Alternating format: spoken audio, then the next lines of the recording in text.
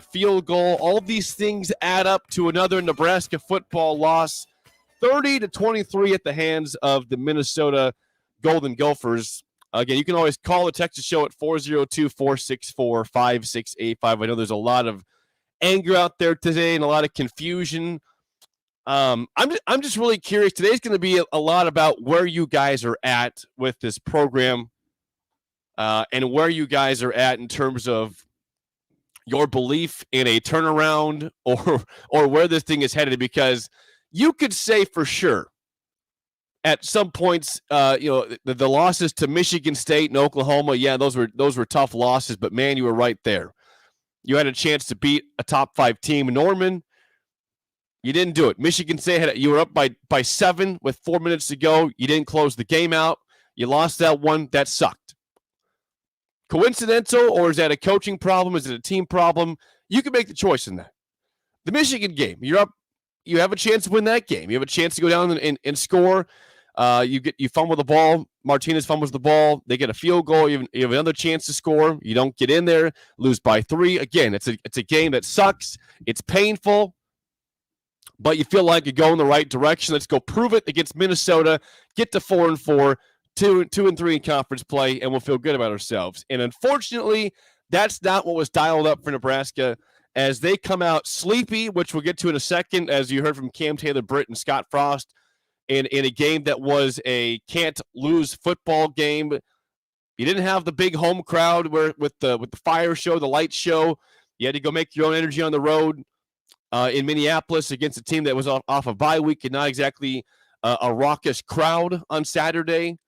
But these are all excuses. These are all things that we hear, game after game, year after year, as far as reasons why things don't go the way you want them to. On Saturday, it was the team was sleepy. They weren't woken up right away. They weren't excited. And frankly, guys, I don't understand that for 1 second. And if you guys can explain it to me, I'd love to hear it on the text line or the phone line at 402-464-5685.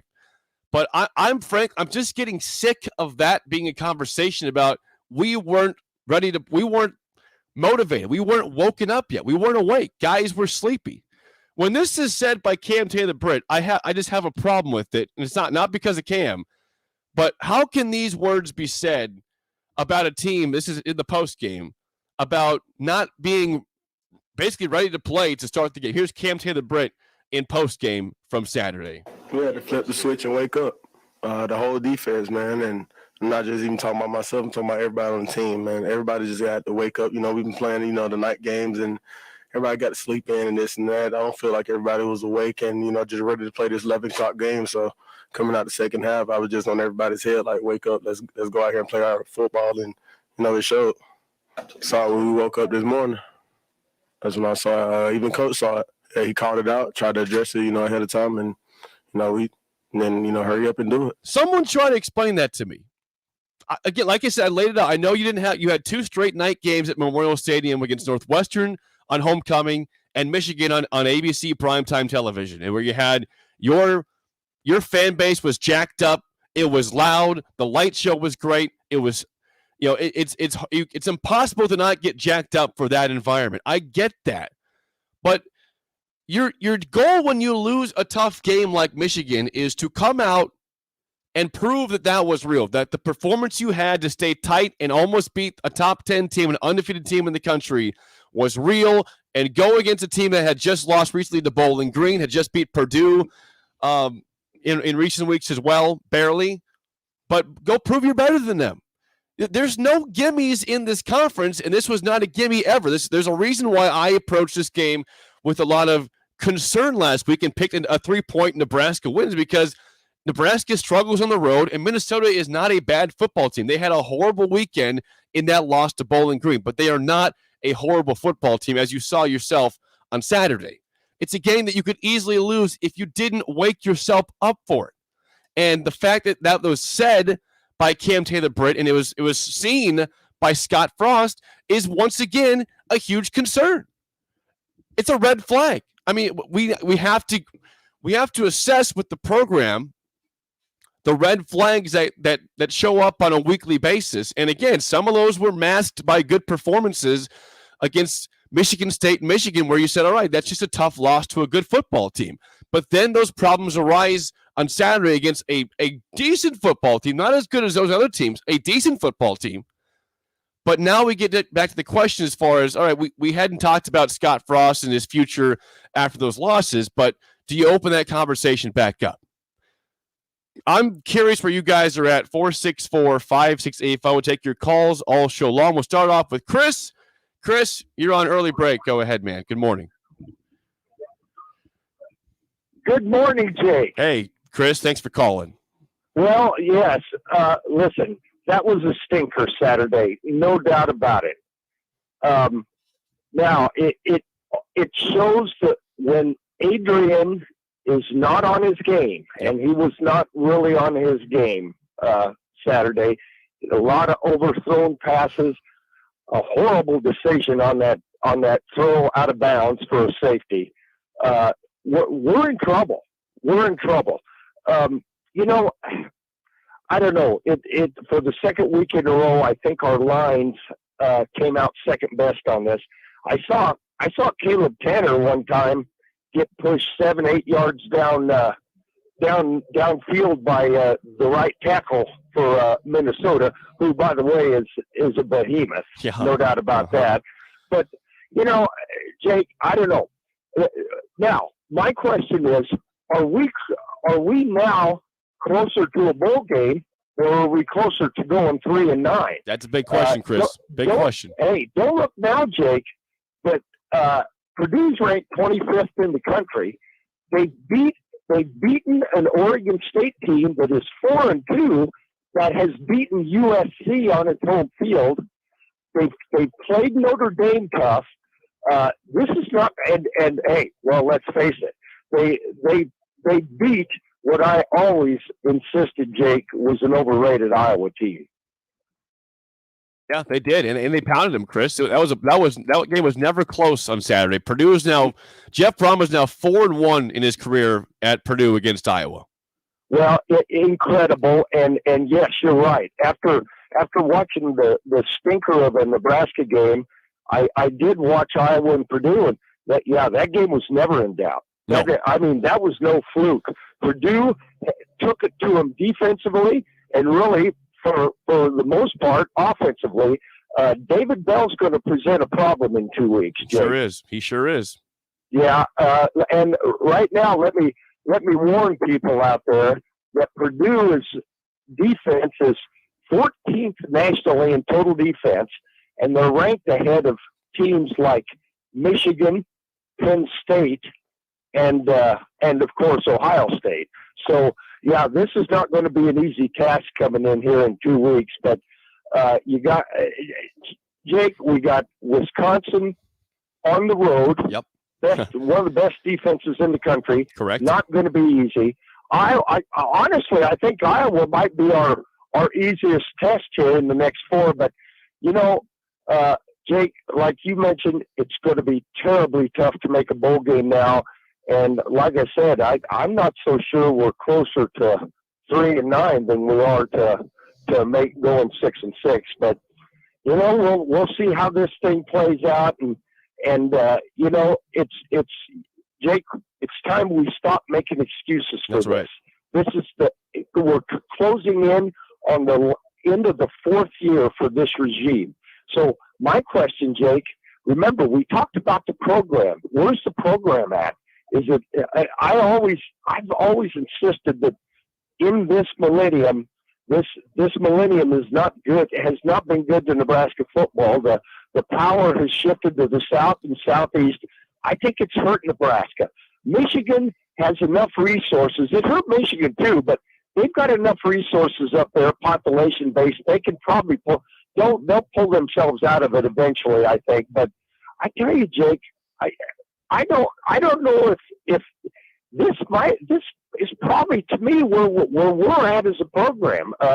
9 wins at the most, 4 wins at the bottom. So, hey, I'm curious what other people have to think, but right now it does not look good here, Jake. No, it doesn't. I'm going to hang up and listen, Jake. Thanks for the call, Chris. Appreciate that. Yeah, I mean, what Chris said there is the big concern. Now you go from thinking about, all right, this team's going to go maybe 6 or 7 wins to, wow, you lost one of your most winnable games. I know it was on the road, but you lost one of your most winnable games to end the season right there against Minnesota. And now you have to, like, as Chris said, people keep saying that Purdue is going to be a game you should win. Hey, they're ranked now, and they just pounded a top 25 team, the number 2 team in the country, oh, by the way, in Iowa, on their home field. They went on the road and had no issues at all with Iowa. Now, we had been waiting for Iowa to show that they were not for real, and they did that on Saturday, and they dropped big in the polls because of it. But that's because Purdue exposed them. They just played clean football. They forced turnovers. They scored touchdowns. They didn't shoot themselves in the foot. If you don't just beat yourselves against Iowa, you can beat that football team. And Purdue did that on Saturday. We'll get to that later on in the show. But that's my point, is that if you think this is going to be a program that gets to 6 wins and get to a bowl game, it sure can happen. Yeah, they might. And it'd be a great story that we can at least all be on the same page on for where this thing's going if they get to that. But, man, what a huge if right now. And tell me where the 3 wins are at. Point them to me from what you saw on Saturday against Minnesota. Where do you tell me the 3 wins are at in these last 4 games for Nebraska to get to the bowl game? Because as Chris pointed out, it's probably not going to be Ohio State, even though it's on your home field. November 6th, I don't think you can count that as a victory for Nebraska in hardly any sense of the form. Nebraska will probably be a 13-point dog in that game on your home field. That means you got to beat Purdue, Wisconsin, and Iowa. Not exactly easy things to do at all. And for a team that has shot themselves in the foot time and time again, it's hard for me to sit here and say that this team's going to find a way to get to 3 wins or 3 more wins, because they had to win that game Saturday. They never led in the football game, and they are now 3-5 on the season, 1-4 in conference play, and in the bottom of the Big Ten West. 464-5685, call or text as always. We've got Greg and Milford. You're up next in early break. Go ahead, Greg. Hey, how you doing this morning, Jake? I'm doing all right, Greg. Thanks for calling in. As far as the defense, a couple things on that. I don't know, sleeping-wise or tired-wise, I don't know emotionally how much was taken out of them with everything that happened last week. Understood. And then also with everything else, Frost isn't going anywhere. When he can bench anybody else for going the wrong way, he's going to go nowhere. And I'm no advocate for backup quarterback, but at least take him out for a series just to let him think about what he's been overthrowing or missing wide open receivers and just misses them by 10 yards throwing the ball. Like I said, not an advocate for backup quarterbacks, whoever it is, but hey, take him out for a series and let him think about it before he goes right back in there and does it again instantly. So that's all I'm going to talk about. That's my thing. Frost isn't going anywhere until he's not scared to bench anybody on the team. And when I mean anybody, I mean anybody. All right. Have a good one, Jake. Thanks for the call, Greg. Now again, let's be fair. He has benched guys this year. You did see before the injury to Teddy Prohaska that they did move again for the Northwestern game. You saw Prohaska move in at left tackle to start. Corcoran go to right tackle. They bench Bryce Benhart. Of course, the injury to Prohaska has affected that, and now it's back to what they started the season at, with Corcoran at left tackle and Benhart at right tackle. But listen, Adrian Martinez is not a perfect quarterback. It's hard to be perfect. Nobody can be perfect, in fact. It's impossible. And Adrian's allowed to have a bad game. It just happened at a bad time. That was probably his worst game of the season outside of the Illinois game. 2 road games that you had to win. That's painful. His 2 worst games were on the road and losses to average at best Big Ten teams. One is a bad one in Illinois. But he had a good run of games. I know the fumble against Michigan hurt, but he played really well in that football game. He played awesome against Northwestern. He was on a heater right now. And yes, he had overthrows. But this whole idea that you have to go to the backup quarterback, I've never been into that. I didn't have a part of me in that game that said put in Smothers. No. Adrian's your starting quarterback. Just pull him. And he wasn't throwing pick after pick after pick. He was having some issues with high throws.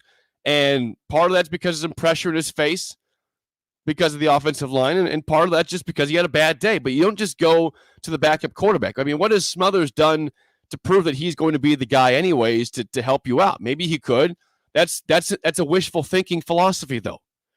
Like we got to be not quite as fast to pull the trigger on your quarterback when he has a rough start, because you can't tell me for sure how close that competition is with his backup and if Smothers could be the guy going forward. I don't agree with that notion. I appreciate the call from Greg, and you're not the only person that said that on Saturday, saying go to somebody else. But you guys, I know it's just frustration. You're frustrated about this is a product that is not winning like it can. It is a pretty good football team that sits at 1-4 in conference play. I mean, all of their losses are by one score. One score losses. Now they battle back. They're down by 14 to get to 7 late in this ball game, and so maybe it's not as close as the score would indicate. But you watch this game and say, well, they didn't score a touchdown on 4th and goal at the 1 because the running back tripped over his own feet and fell down. Or maybe they didn't count as a touchdown the play before because Adrian looked like he was in the end zone. They called him short. 4th and goal, you go in the shotgun, which is a different story in itself. You don't score the football. And here we are, just finding ways to lose games. Nebraska football is incredible at finding different ways to lose football games. And the sad part is you're just not really surprised when whatever that crazy thing that happens.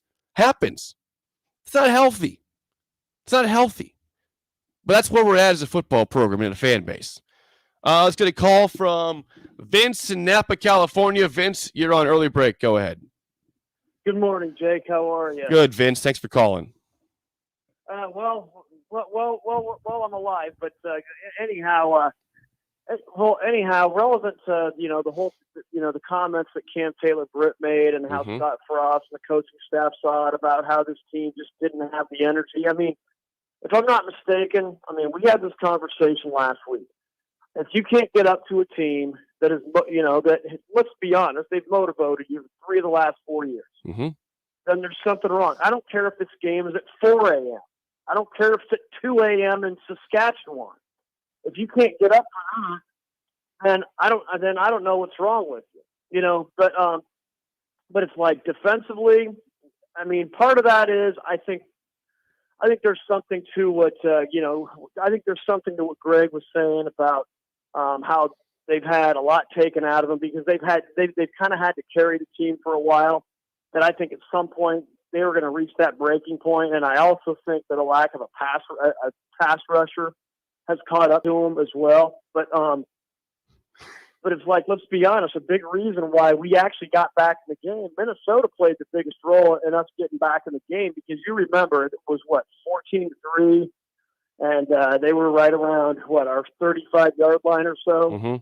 And they were just pounding it down our throats, and they decided to do a reverse flea flicker. Well, honestly, they did us the biggest favor by calling that play. Yep. They decided to get cute. And, now in a way it wasn't a surprise that we got back in the game because, we were down 4. I kind of saw it coming. I was watching the game with a Bay Area Husker chapter in San Ramon. And I told them, sure as day, I said, you know what, guys? I'm as sure as Monday comes after Sunday. What's going to happen is we're going to get down 3 touchdowns. We'll wake up a little bit, and then it'll be too little, too late. But relevant to, we've heard the conversation. We're close. Well, but how close are we? Because yes, they're closer margin of victories as opposed to getting blown out. But to me, how close are you, though? To me, you're playing fool's gold if you say we're close because, to me, good teams, granted, you're not going to win every single close game. But good teams either find a way to win those games. Process this for a moment. We had drives end at the 1, 10, 29-yard line, and we came up with 0 points. That's not good. Not good. No, that's not horrendous. Good. It's like if ifs and buts were candy and nuts, it'd be Christmas every day. Now I don't know who coined that, but I figured I'd say that anyhow. But how close are you? Because good teams either find ways to win those games, or B, they make enough plays earlier in the games so that way a 1-possession win turns into, say, a 2 or 3-possession win. Yeah, absolutely. Thanks for the call, Vince. Appreciate that. 464-5685. Call or text as always as you want, or you can watch and comment on the Sauter Heyman Jewelers video stream, Facebook, Twitch, and YouTube. Again, Nebraska falls to Minnesota 30-23. We're recapping that and giving our thoughts and You guys are allowed to vent today, man. I mean, listen, I'm trying to vent too. Nebraska's 3-5. I've seen this football team play good enough football. They could easily be 5-3, if not better.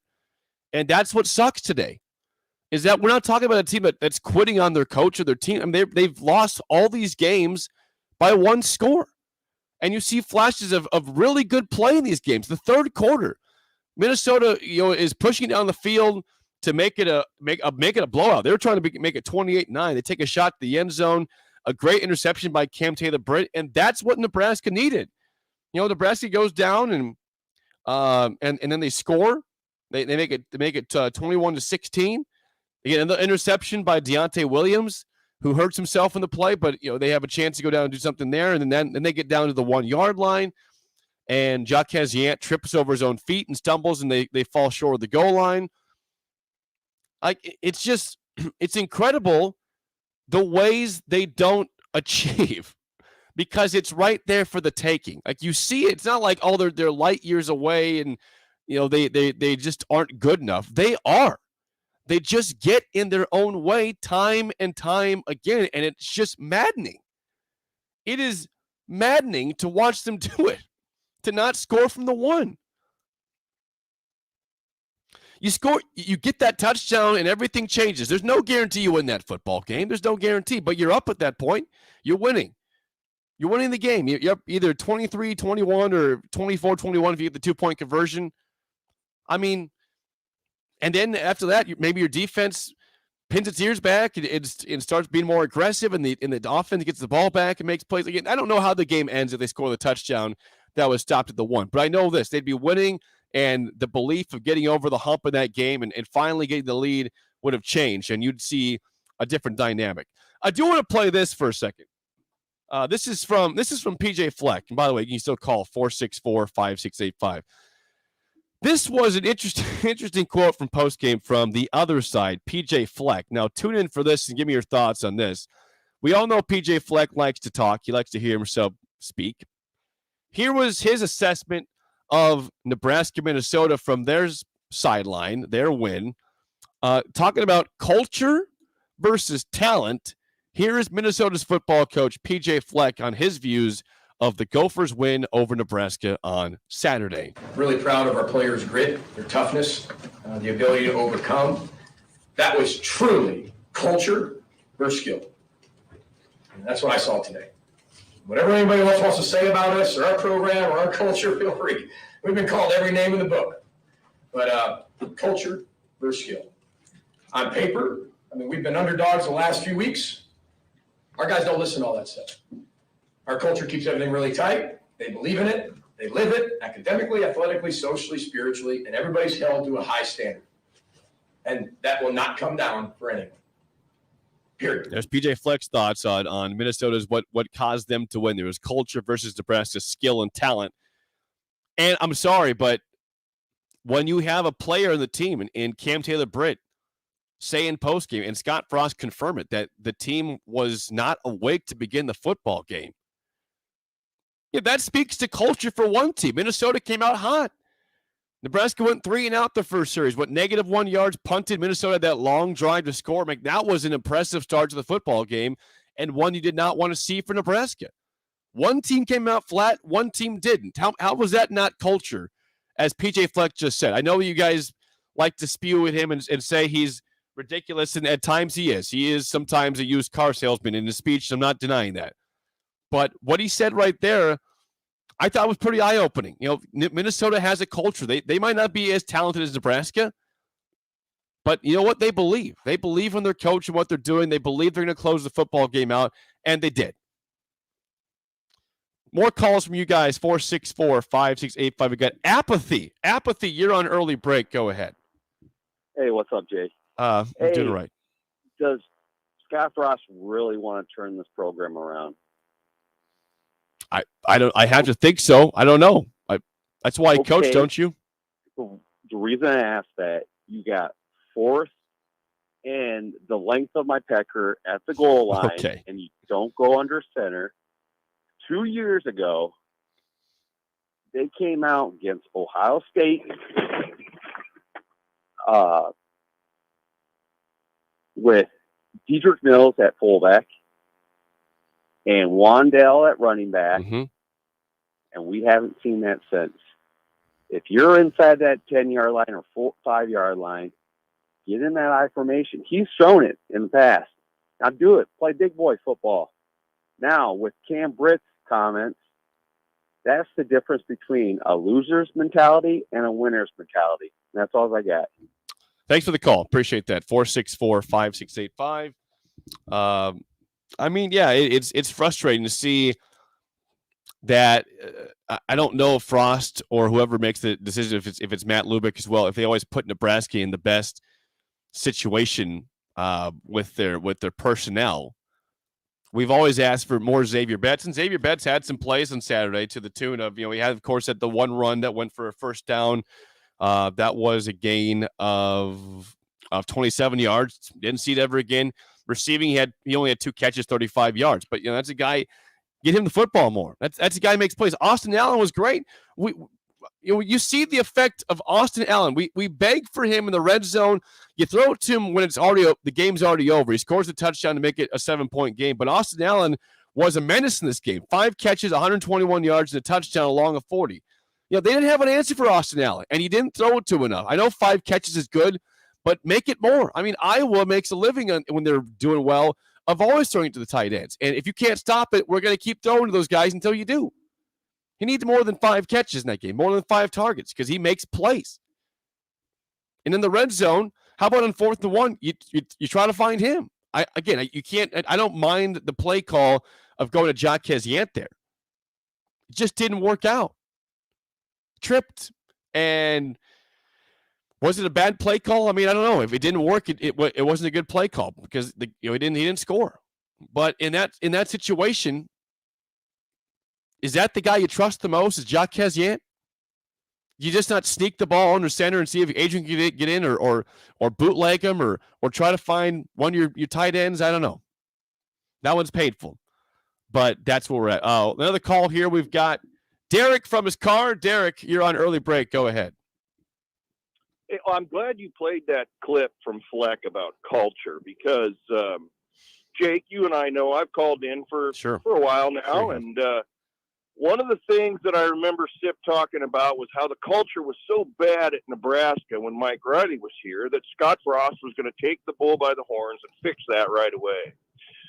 So the question becomes, was the culture bad to begin with? And if it was, what the hell did he do to fix it? Because, again, this is a team that has come up short in just about every single aspect of all 3 phases of the game.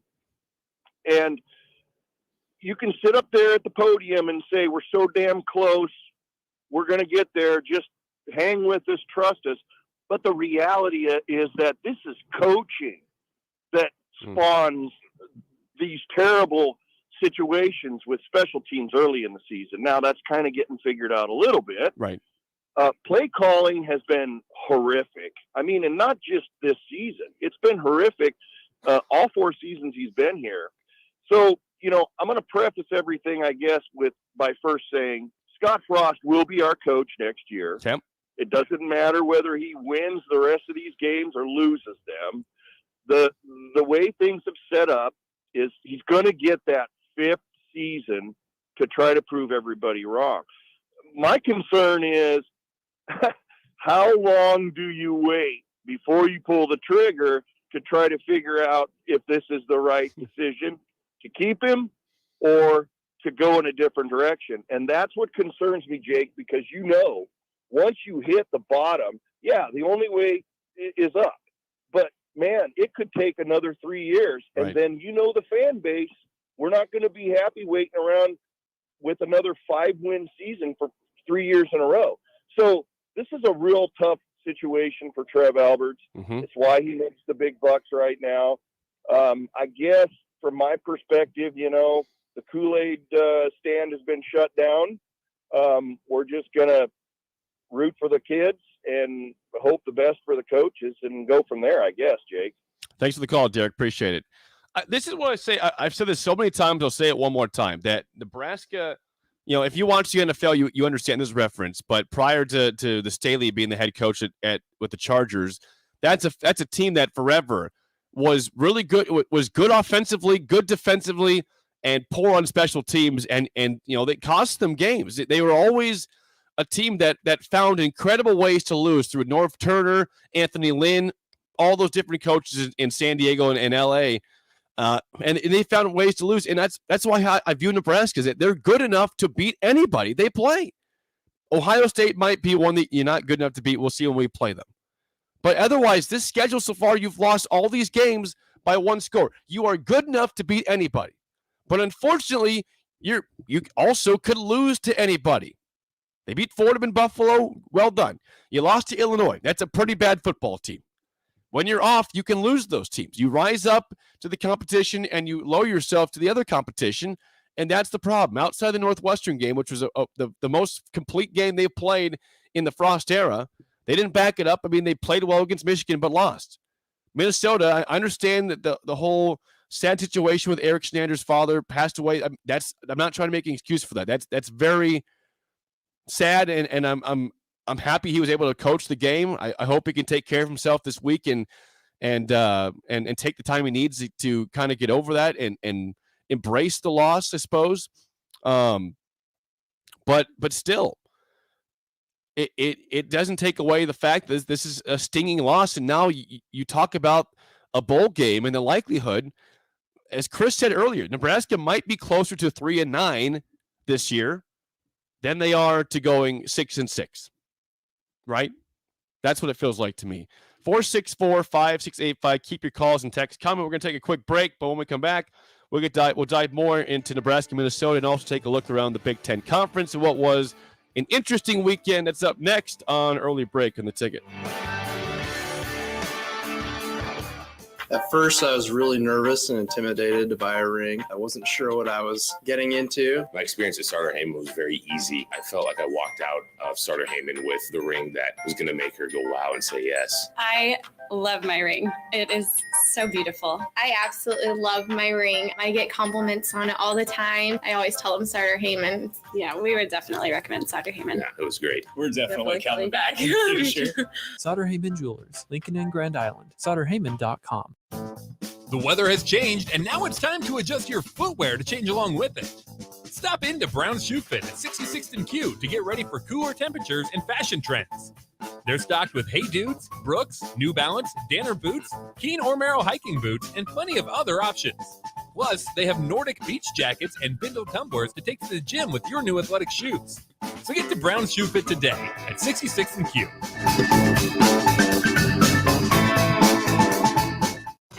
Hi, this is Kurt, your shop manager at A1 Automotive here in downtown Lincoln. My promise to you is this: you won't find another automotive repair facility that genuinely cares about you and your vehicle. Our service is outstanding and our customer service is better. Please give me a call for all your automotive repair questions and needs. Call me at 402-477-4660. We were built on small town values, and that shows in how we treat others. A1 Automotive, always honest answers. Listening to this Allstate commercial about savings might be the hardest thing about getting those savings. Save for simply becoming an Allstate customer. Save more for adding DriveWise. And save even more for driving safely. Visit Allstate.com or contact your local agent for a quote today. Allstate. Minimum effort, maximum reward. Not available in every state. New customer savings based on early signing discount. DriveWise is an optional feature. Savings vary based on how you buy. Subject to terms and conditions. Allstate Fire and Casualty Insurance Company and affiliates, Northbrook, Illinois.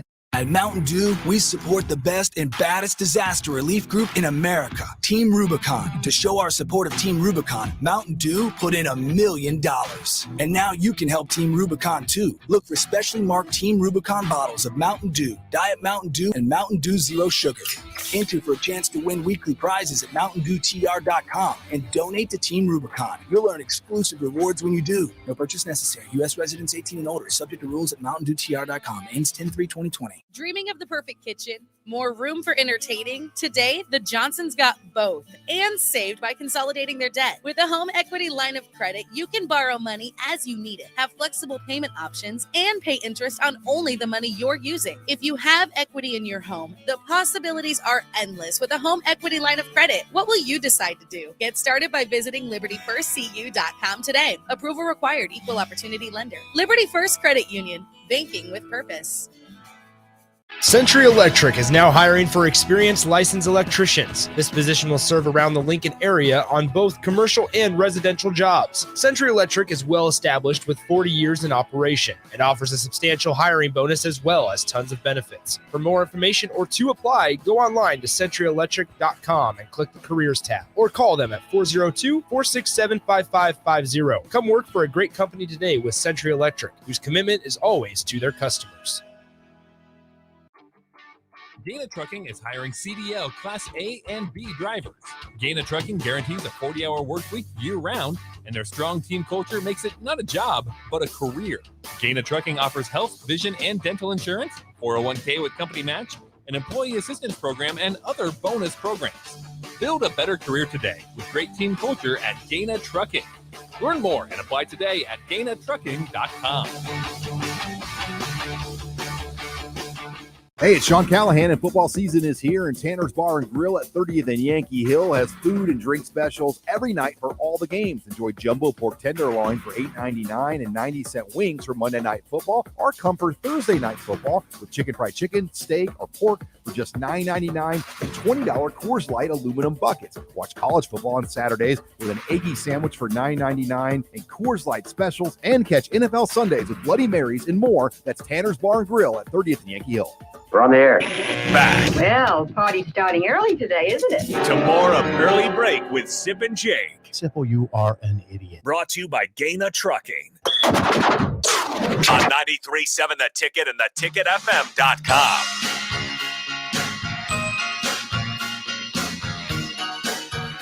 Once again, Steve Sipple out today. I'll be back at some point tomorrow or Wednesday. You're listening to Early Break with Sip and Jake. I'm Jake Sorensen. Please call or text 464-5685. Take your comments all show long after Nebraska loses to Minnesota 30-23.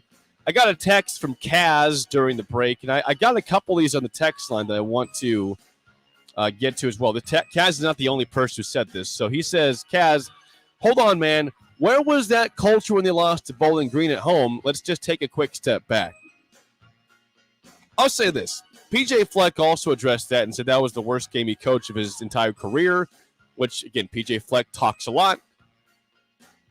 In a rough game. They looked like crap against Bowling Green. But it says to me, culture, they bounced back from that and look that good against Nebraska. I mean, isn't that what culture's all about? You have some bad days, you have some off games, but you don't let it just sink your season. They bounced back from a horrendous showing as a 31-point favorite against Bowling Green. They beat Purdue then, had the bye week, and they beat Nebraska with a 21-point first half. Defense doesn't do great in the second half. They still hold Nebraska to not scoring at the goal line. Nebraska misses a field goal, of course, from 27 yards and an extra point in this football game. We'll get to that later on in the show. But that's got to be some culture, right? Or are you just saying that Nebraska's so bad or they make so many mistakes? That doesn't even matter. Because P.J. Fleck's trying to say in that post-game comment that it was Minnesota's culture versus Nebraska's skill and talent is what led the Gophers to win the game. Yes, they had a clunker against Bowling Green. I would even say, though, that backs up his statement more. They had that bad of a showing, and they've bounced back to win 2 straight Big Ten football games since then. That shows culture to me. So, yeah, I guess I'm riding with Fleck on that one. I know that's tough to do that, and he's easy to go against and complain about. But you know what? They won the football game. So that's all we can say about that. Okay, quick update in the Big Ten. This weekend, of course, we talked about some of the games, how Iowa loses to Purdue in blowout form. The Hawkeyes go from number 2 in the nation. They drop with that loss to number 11. So here's your new top 25 where the Big Ten's at. Ohio State now the highest ranked team in the conference at number 5. They did not play last weekend. Michigan number 6. Penn State number 7. Michigan State, number 9. Iowa drops all the way from number 2 to number 11. 9 spots down after that loss to Purdue. And Purdue enters the rankings at number 25 in these upcoming rankings. Other games from Saturday, Michigan State did beat Indiana. It was not a pretty football game. They win 20-15 in that ball game on the road at Bloomington.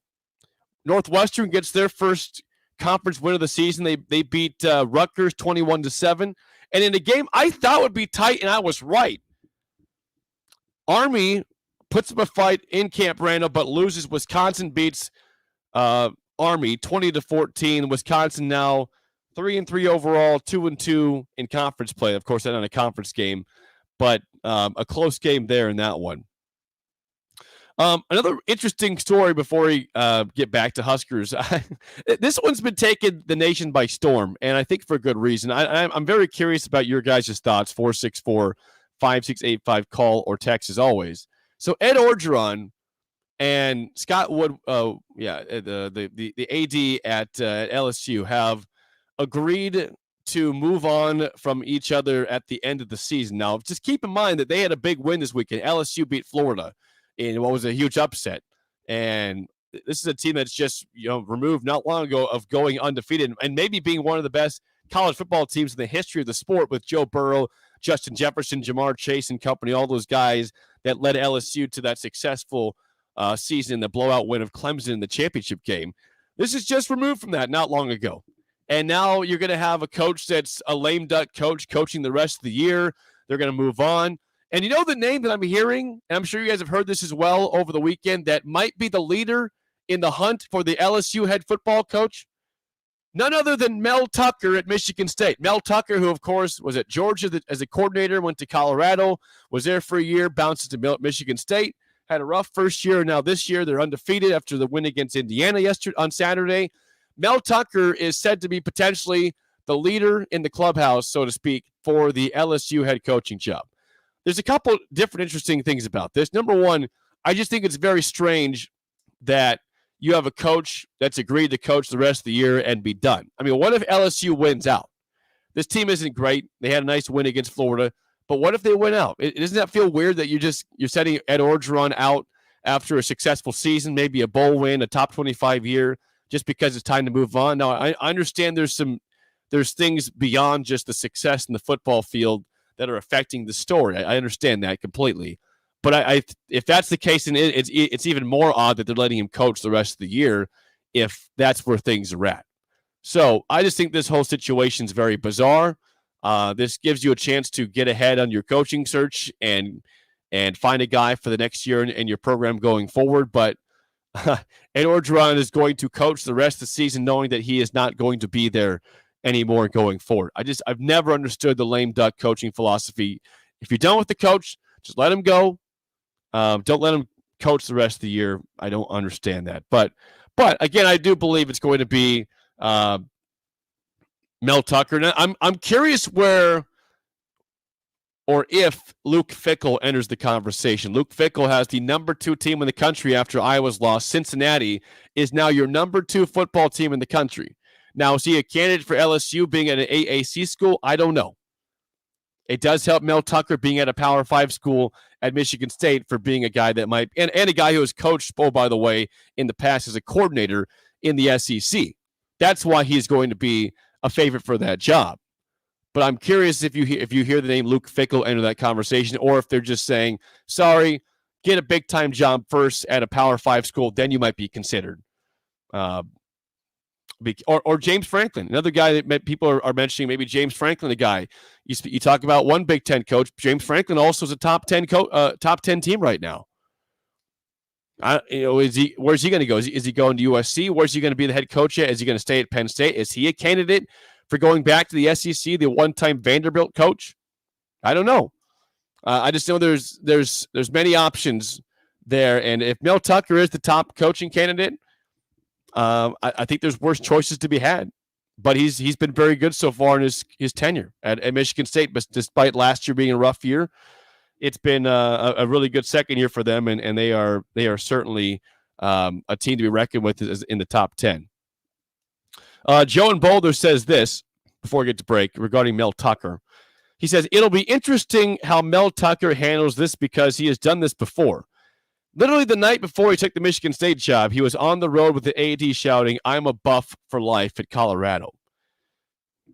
I know when you have the situation where he left pretty much in the middle of the night to go to Michigan State, it's hard to expect that not to happen again. And I'm sure if you're Michigan State, you're saying, how do we ante up enough money to get this guy an extension and not let him leave or get him a raise in general?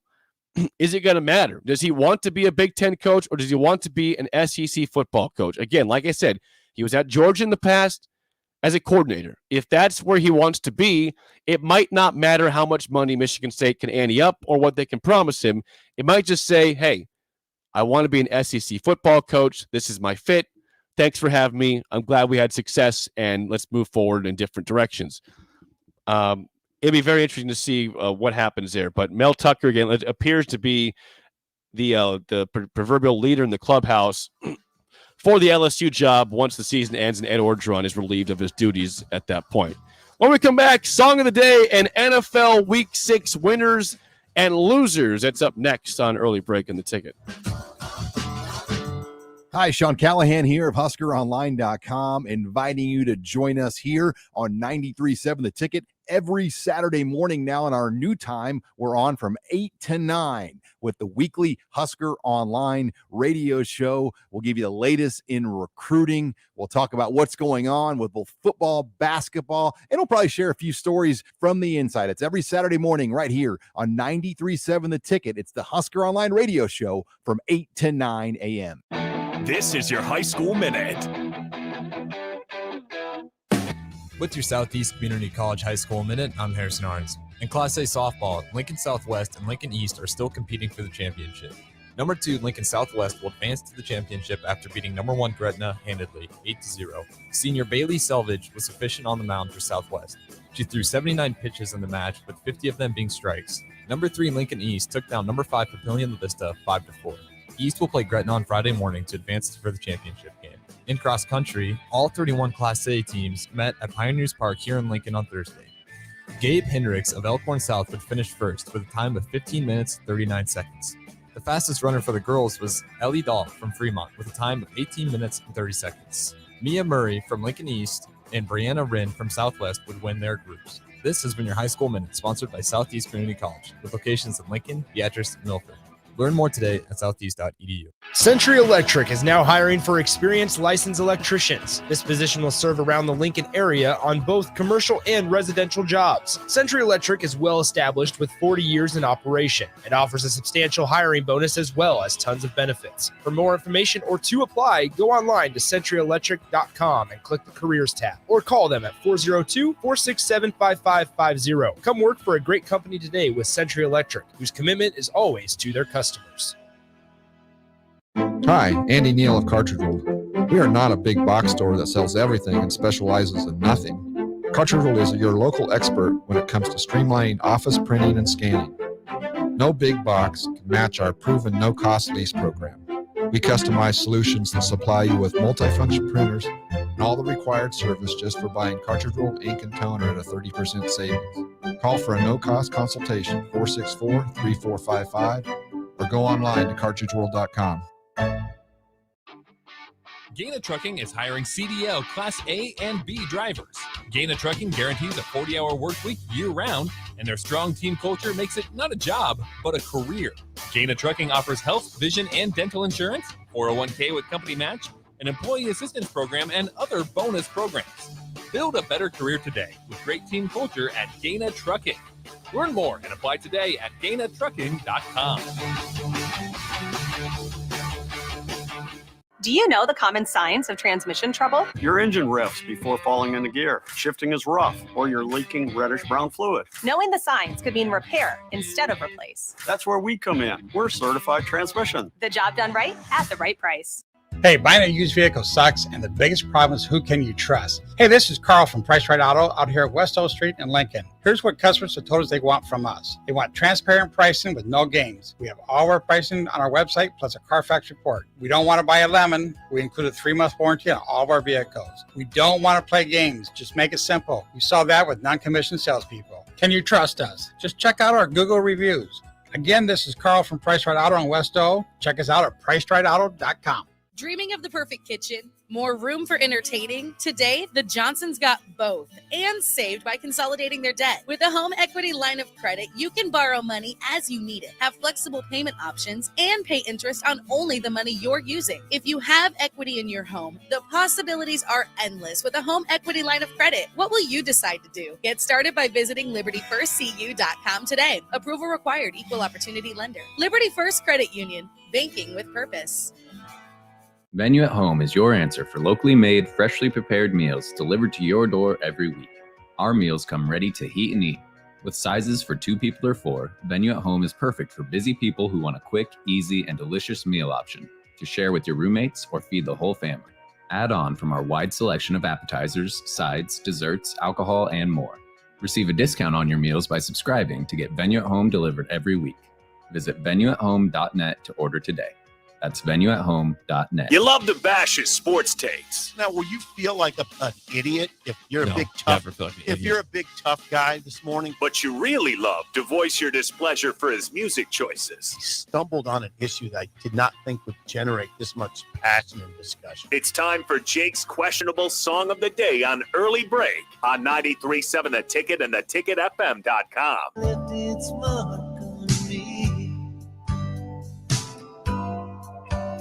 Yeah, she nearly drove me crazy with all those child toys.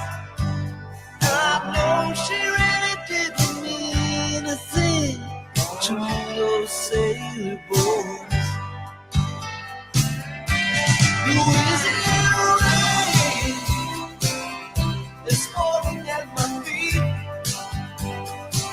Baby, I'm going to see the change as I move down the street. Louisiana rain is soaking through my shoes. I may never be the same when I reach Baton Rouge. Song of the day, Louisiana Rain by Tom Petty and the Heartbreakers, 464-5685. 1 is bad, 10 is good. Text your rating on the Sauter Heyman Jewelers Song of the Day. Right up until everything went black somewhere on Lonely Street. I still can't quite remember who helped me to my feet. Thank God for love that bottle the angels read me.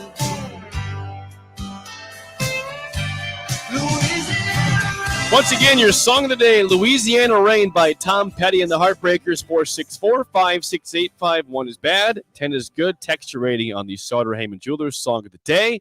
Again, Steve Sipple is out today. He'll be back tomorrow or Wednesday. So we'll go right to Harrison's score. Harrison, I got to think you don't love Tom Petty. You don't hate him, though. That song is not one of his well-known ones. It's I call it kind of buried treasure for Tom Petty. So, with that being said, I think you respect Tom Petty. I think you're going to go with a 3.8 on that one. 6.2, right vibe for today. Now, that is a shocker in terms of a Harrison score. This is not Kid Cudi. This is not anything like that. That was Tom Petty, an unknown song for him. Or not unknown, but not as well-known song for Tom Petty, Louisiana Rain. Some text coming in, some scores. Okay, Leroy, 8.2. Michael in Columbia, South Carolina says a 7. Greg in Milford says that might be the worst song I've ever heard on here, Jake. I mean, Greg, I played some bad ones before. That's not it. Rod says a 7.5. Kent says an 8.2. Fat Phil says a 2. Breezy a 4.0. Kyle says a 2.3. Sean in Omaha, 7.4. Brian T, an 8.5. Good song, chap. Thank you, Brian. Chris and Lincoln, 6.5. Jennifer, 6. 8 for my effort, though. Thank you. And Rod gives that a 9 for a song he's never heard from Tom Petty. Great choice, Jake. Thank you. Brown Magic, a 7. Thanks for all your scores. 464-5685. It is now time for NFL winners and losers, week 6. Let's get to the winners first. I think there's quite a few good winners this week, but starting off things, I think you got to start with the Arizona Cardinals, a statement game. They go to Cleveland. They never struggle with the Browns, a 37-14 win. They were up 20-0 at one point in this football game, and they even gave a Hail Mary before the half, so they would have won more than what they did. But 37-14, Kyler Murray and company are rolling. The defense is doing great and getting turnovers, and that is a team to watch out for. 6-0, we're still the only undefeated team in the NFL, and they look really, really good in doing so. Number 2 in the winners, the Baltimore Ravens. They didn't even need Lamar Jackson. He didn't do much through the air, but you know what? They had a game that people thought would be a potential win for their opponent, the Chargers. And what do? They shut them down. 6 points for Justin Herbert and company. Baltimore with their old backfield of Devontae Freeman, Latavius Murray, and Le'Veon Bell. Old dudes that couldn't find jobs in the league. Get it done, pound the football. Offensive line takes care of the Chargers. Ravens, 34-6, your second biggest winner of week 6. Number 3, with the brand new head coach because the firing of John Gruden, or the resignation of John Gruden. Rich Bisaccia, the new coach of the Raiders, leads them to a big win on the road in Denver. They win by 10, 34-24. This game was actually not as tight as that score would indicate. This was 34-10 at one point in favor of the Raiders. They look really good. Derek Carr and company takes care of business. The defense was excellent. This is the first time the Broncos defense has looked really, really bad this season, and the Raiders have that effect at times. But Raiders 34-24 winners, and they look like a playoff team right now. Number 4 in your winners, how about the Cowboys, and specifically Trayvon Diggs? Once again, the Cowboys were trailing by 1 point in this football game in the fourth quarter. Mac Jones throws it across the middle. It's picked up by Trayvon Diggs. 42 yards later, he's in the end zone for the lead. The Patriots then do attack him, and he got attacked, and it was the safety's fault more than it was Trayvon Diggs for a touchdown to take the lead. Cowboys go down, kick a field goal to force overtime. In overtime, they win with a touchdown pass to CeeDee Lamb from Dak Prescott.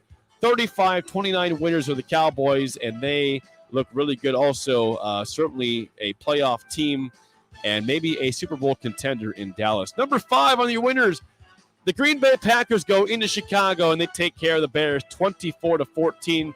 Aaron Rodgers, get this stat. Aaron Rodgers is 22-5 in his career against Chicago. I repeat, Aaron Rodgers, he said to the Bears, he scores a touchdown to go up by 10. He screams to the fans, "I still own you." He's 38 years old. He screams at the fans, "I still own you." He does 22-5 against the Bears in his career. Yes, Aaron Rodgers, you do own Chicago, and you are the winner this week. To the losers, once again, this one's not even tough, and it's my football team for the 4th time. Leading off the losers is the sad, pathetic, lowly Miami football Dolphins. Tua Tagovailoa comes back. He threw one of the worst picks I've ever seen in the NFL. Other than that, he wasn't that bad. They have horrible play calling. The defense is not what it used to be. And the worst part is you go to London and you give a football team their first win in 21 tries. The Jaguars had lost 20 straight football games. You made Urban Meyer look good. What's wrong with you? You let Urban Meyer win an NFL football game.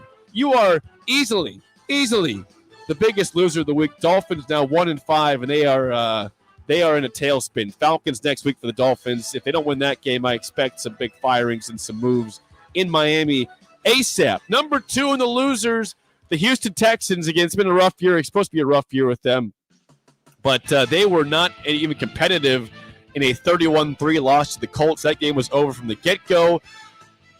Davis Mills, who again is a third-string quarterback, forced into action because of Deshaun Watson's situations and Tyrod Taylor's injury. They lose that game 31-3, never good. Speaking of also non-competitive, the New York Football Giants, 38-11 losers to the Rams. They are headed toward another rebuild in the offseason. I don't think Daniel Jones will be there next year. Their head football coach certainly won't. That's Joe Judge, the coach there, excuse me. So the Giants are headed for another problematic offseason, a total rebuild. I don't think Dave Gettleman survives this one, and they're losers once again. The Lions, They had been so competitive this year in tough losses to the Ravens and the Vikings, and then on Sunday they were not competitive at all, and they blowout loss to the Bengals. And Dan Campbell, the head coach, I was listening to radio this morning, calls out Jared Goff saying, "We need more from you. We need more from our quarterback." Only put up 11 points in the loss to the Lions. They are still winless at 0-6. And the last loser of the week, the Washington football team was up 13-10 at half on the Chiefs, and they get shut out in the second half 21-0. They lose 31-13, and they fall there. Congrats to the Chiefs for getting off the schneid. They had a couple losses in a row that were painful for them, but the Chiefs do win. The football team, very, very bad second half. And there are your winners and losers, but again, no more clear of any of those except for the Dolphins being the clear loser this week with a loss to Jacksonville, who had lost 20 consecutive football games. I often ask myself, why do I watch football? Why do I care? All it does is hurt me. But I'm still here. We'll talk about Nebraska next. When we come back, top of the hour, it appears now that a bowl game is going to be but it knows it's going to be hard. It's going to be nearly impossible to get to. So how do we reassess the expectations if you can? More next, top of the hour on Early Break on the Ticket. Last thing before break, guys, it's getting darker and colder outside every day. That means your time playing golf, tennis, whatever you do outside is getting limited, but you can always find things to do inside, including craft axe throwing in Lincoln. They're open 7 days a week from 4 to 9 p.m. on Monday through Thursday, from noon to 11 on Friday, Saturday, and from noon to 9 on Sunday. Parties and events are welcome anytime. For more information, call them at 402-802-9696 or go to craftaxethrowing.com. That's Craft Axe Throwing, 18th and N in Lincoln. All the fall favorites are back at Bagels & Joe. Try their caramel apple cream cheese on any of their bagels, or pick up some pumpkin chocolate chip muffins or pumpkin spice lattes for the office. And don't forget their delicious breakfast sandwiches and burritos. Bagels & Joe with 4 Lincoln locations. This is Lincoln's home for sports talk on the FM dial. Also online at theticketfm.com. On the internet. KNTK FM Firth, 93.7 The Ticket. Security First Bank. We're the bank, and we make your mortgage more manageable with flexible terms, trusted advice, and competitive rates. When you work with us, we'll know your name, but we'll also get to know your home dreams too. Security First Bank of Lincoln. Voted best small bank in Nebraska by Newsweek magazine. Member FDIC. Equal housing lender. NMLS number 505011.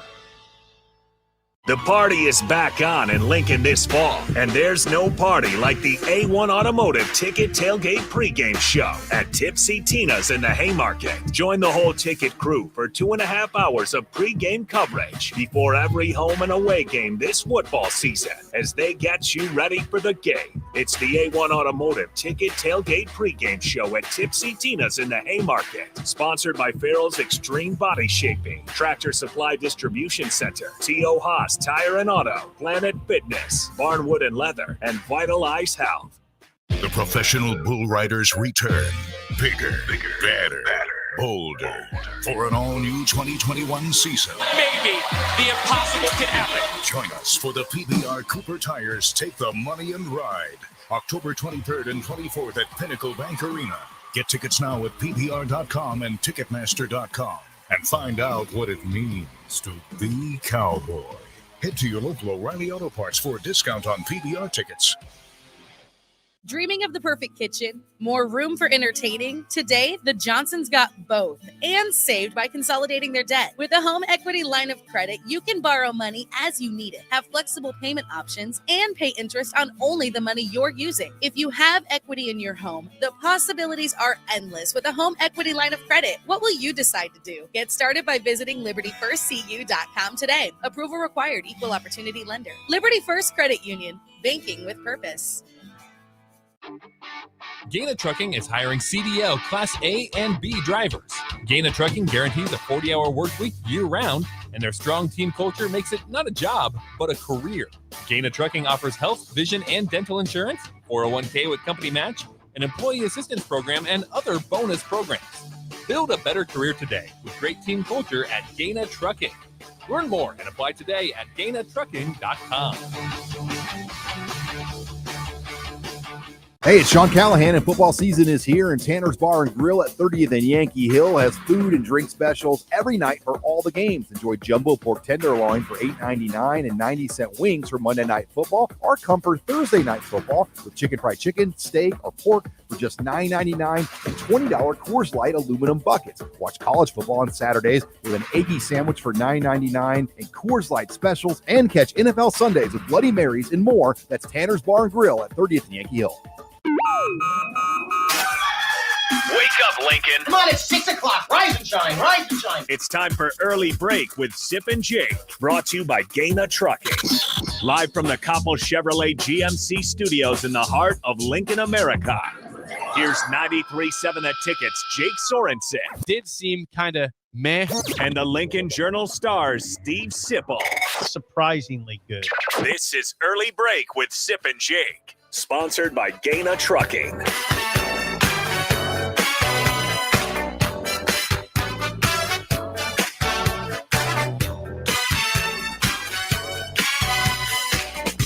Welcome back to Hour 2 on a Monday. Steve Sipple out today. He'll be back at some point this week. I am Jake Sorensen. The show is sponsored by Gaina Trucking. Check out their current job openings at GainaTrucking.com. You can also call or text the show at 464-5685.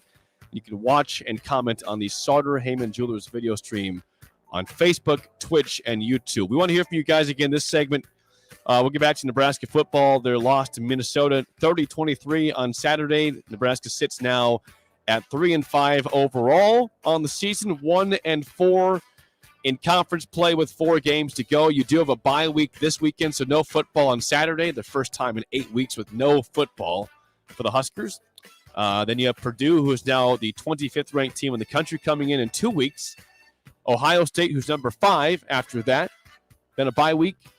Then Wisconsin, who is not ranked, on the road. And then Iowa, who is ranked number 11, comes to town to end the season. So, 464-5685, call or text as always. A bowl game is going to be really, really, really hard to get to right now. It's not impossible, but it's really hard for a team that really cannot get out of their own way when it comes to closing out football games. So, my question to you is this. Are you allowing yourself to reassess the expectations for the rest of the season? Or do you still say it has to be a bowl game or else? And I'm curious, if that's the case, what is or else? Is that just disappointment? Is it a change made at the head coach or somewhere on this team, or a positional area that you have to change? Like, what? How do you assess the rest of the season and what the goal is? And what is the or else situation for Nebraska football? I think it was made pretty clear. You saw the comments last week in Andrea Adelson's article for ESPN. She talked to Trev Alberts and Scott Frost before and after the Michigan game, and said that it seemed pretty obvious that Trev Alberts was supportive of Scott Frost and believes he is going to be the guy long-term here going forward, at least for sure beyond this season. And any one of us after that game would have said, yeah, that makes sense. Michigan, of course, a great team. They're number 6 in the country right now. That was a game Nebraska was in the whole time. Great second half. They just lost at the very end, and that's unfortunate. But when you have a coach that's 15-25 in his time at Nebraska, which Scott Frost is, and you keep having these close losses, that hot seat conversation, it might go away for 1 or 2 weeks, but if you lose a game you're not supposed to, or you can't afford to lose, it comes right back up to being pretty hot. And right now, I'm not putting Scott Frost as a guy that's going to get fired right now, but if Nebraska were to lose out, which is very possible, we pointed out in the first segment that Nebraska seems right now closer to going 3-9 to end this year than they are to 6-6. And I hate being that alarmist type, but listen, they're struggling to win football games. They're struggling to close out the close games. They are right now, with the schedule ahead, probably closer to 3-9 than they are to 6-6, 7-5. That just seems like a factual statement. Now that's up to them to prove that they could have a good finish to the year and dig deep and find a way to win a close football game. But history is not on their side. 5-17 in close games, 1-score games is now the record for Scott Frost, and that's hard to get over. you got a team that probably starts questioning themselves when it gets tight, saying, can we close this out? What's going to happen now that hurts us and costs us to lose? And that's a terrible way to approach it. And maybe these players don't feel that way, but it feels like when you keep seeing these incredible ways to lose football games, I'm sure the team at some point says, now what? Now what's going to happen that's unbelievable that causes us to lose this game? I don't want to speak for them. I don't want to put words in their mouth, but when it happens more often than not, I think you start to question your ability to close out football games. So again, 464-5685, call or text as always. Nebraska's 3-5. We said before the year a bowl game is the expectation. And they still can get there. It just seems really unlikely that you're going to go 3-1 down the stretch with the teams I mentioned of Purdue, Ohio State, Wisconsin, and Iowa, knowing you have to win one of those games on the road at Camp Randall, a team that just barely beat an average Army team on their field. But you've struggled to win those games, and you just proved this last weekend that against teams that are at least your caliber, if not a little bit worse than you, you still find ways to get in your own way and can't win those games. Minnesota was not that tough of a game. Was it going to be hard to win? Yeah, but it was a game you absolutely could have won. And the way Nebraska played in the third quarter with getting those 2 picks, the offense moved the ball. They got the touchdown through Amir Johnson to make it a 5-point game. They moved it again to the 1-yard line, didn't score. They moved it again to the 10, didn't make the field goal. I mean, there are so many things that they once again shoot themselves in the foot that they had every chance to win that game, and they might have been the better football team, but they just can't get out of their own way. So how does that magically happen the next 4 games? Does this bye week change everything? Does the bye week let you have your kicker figure it out mentally and not miss extra points and field goals? Does it help your offensive line block better? Does it help your receivers get more open? I don't know. Like, it doesn't seem like that's what just cures things. But we just saw the bye week help PJ Fleck and company to win a football game, to scheme up a way to beat Nebraska for 2 weeks. And although they didn't look very good in the second half for a while, they did enough to win the football game. And you have to give kudos and a compliment to PJ Fleck and company for doing that. From the text line, 464-5685. Michael says, okay, so the expectation now is at a minimum need to win 2 of 4. So that would get you to 5-7. Now, 5-7 is not where you want to be in terms of what you thought the season was going to be, and we know this is a tough football schedule.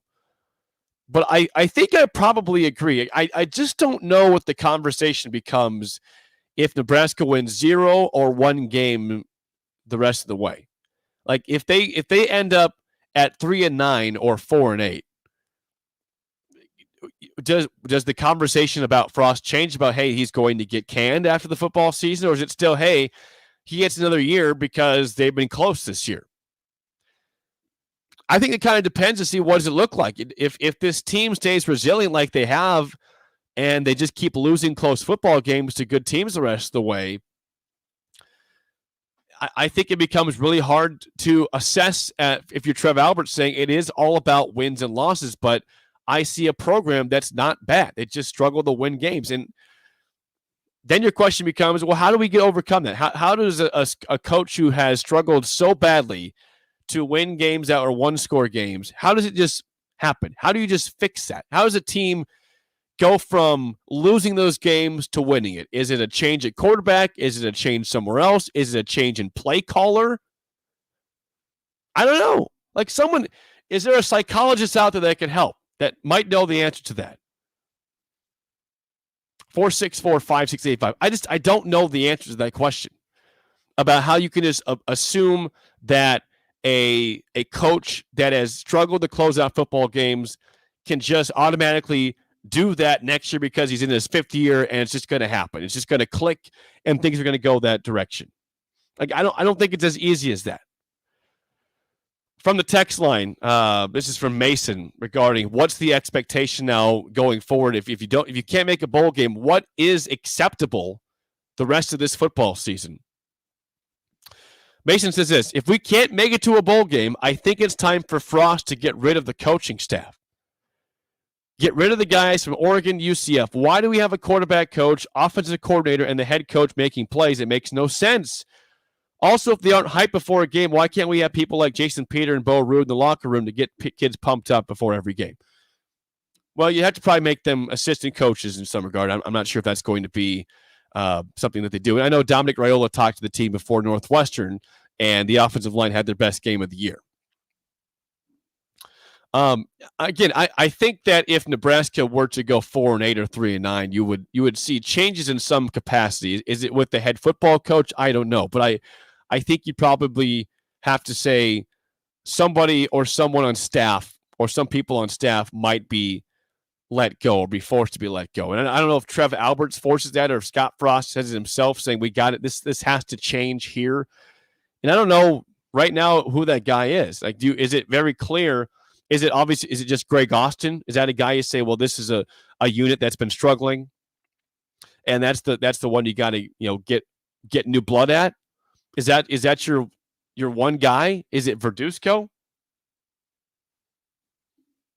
Rick Texan says Scott Frost needs sales closing training.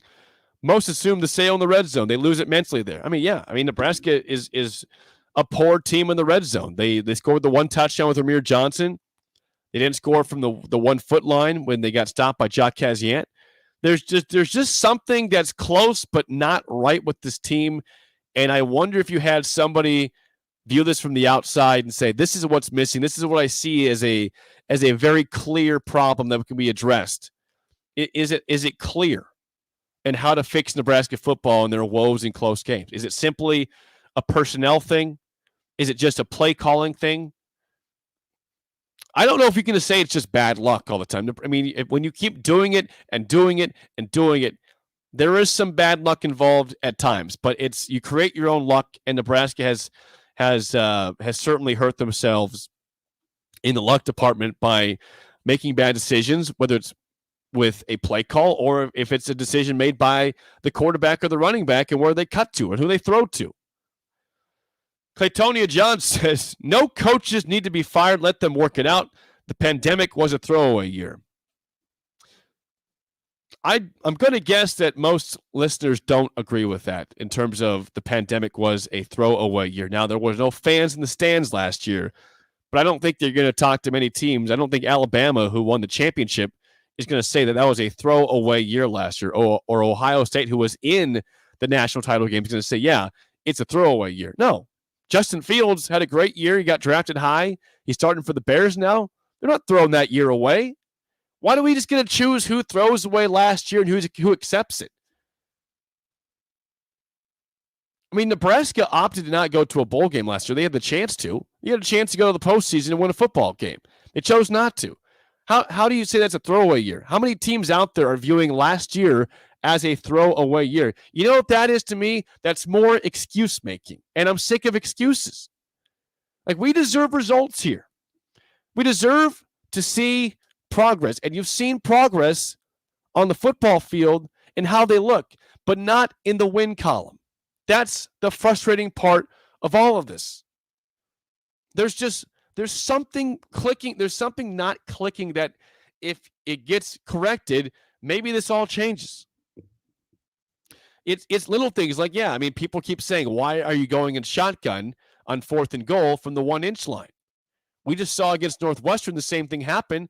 Nebraska blew that play up and got the football back. I mean, you saw it happen to an opponent where that went wrong. If you just sneak the ball, better chance you score than going shotgun from the 1. I know that's how this staff operates. It's how Scott Frost works. If they score the touchdown, we're not talking about that. They didn't. When things go wrong, you talk about things to make it easier, and they didn't make it easier on themselves in that situation. Okay, 464-5685. Got some text coming in. Text says, eliminate the quarterback coach, change the running back coach, change offensive line coach, and hire a special teams coordinator. Yeah, I mean, I think that it's pretty easy to say that Nebraska still needs to address special teams. They have been better. They actually had a positive punt return on Saturday. Oliver Martin, I think, got 4 or 5 yards in return. And I was like, did I see that right? Did I see him catch a ball and actually go forward? Stunning. Awesome to see that. But you also had a kicker that makes a 50-yard field goal, misses a 27-yarder, misses an extra point, and has a second extra point that gets in by like a yard over the actual goalpost, the bottom one. It's still not great. The punting was not great. Once again, it was okay, but not great. Jake on the text line says Frost is literally going to lose his job eventually because he's not calling quarterback sneaks. I mean, you saw a quarterback sneak basically against Michigan result in a fumble and went the other way. So it's like when he does what you want to do, he can't win because something else happens. When he doesn't do it, he can't win because you wanted him to see what happens if you actually sneak the football. I mean, yeah, as people point out on the text line, if Yant doesn't trip over his own feet, he's probably in for a touchdown. Ifs and buts, man, it happened. It happened. And Jaquez Yant, I like that. He's a tough guy there, but maybe in that situation you put in Marquis Stepp. Marquis Stepp is a guy that is he pounds. We haven't seen him for a while. We saw him at the very end of Northwestern, but we just had he's kind of lost his spot in the lineup. But that's somebody who I think's probably pretty good at the goal line or converting a 3rd and 1, a 4th and goal. Didn't get a chance to see that. Okay. Someone else says, I haven't watched the games for 2 years because they pissed me off so bleeping bad. Thank goodness I did not watch that one. That's where I think people, I don't know if people are there yet in terms of, when you come back for the Purdue game after this bye week on Saturday, you play Purdue, now a ranked team, next week, the 30th in Lincoln. I think you're still going to see a pretty full fan base, right? Like the stands are going to be pretty full. I don't know if that's going to be 11 or 2:30. I doubt it's at 7 or 6:30, but we'll see what the schedule looks like. But I still think you're going to see a pretty passionate fan base because if you win that game, you still have a chance to go to a bowl game. It's not great. You still got to win 2 of 3 in November against Ohio State and Wisconsin and Iowa. But winning that game at least still gives you hope to do that. Now, if they lose to Purdue and go to 3-6 and your season's effectively over, then I'm curious what the crowd looks like against Ohio State and Iowa in November. But I don't want to go down that road until we get there. At this point. Okay, from the text line, someone says this at 464-5685. I don't know. That's the first game I've shut off early because I just knew we weren't going to win. I mean, really?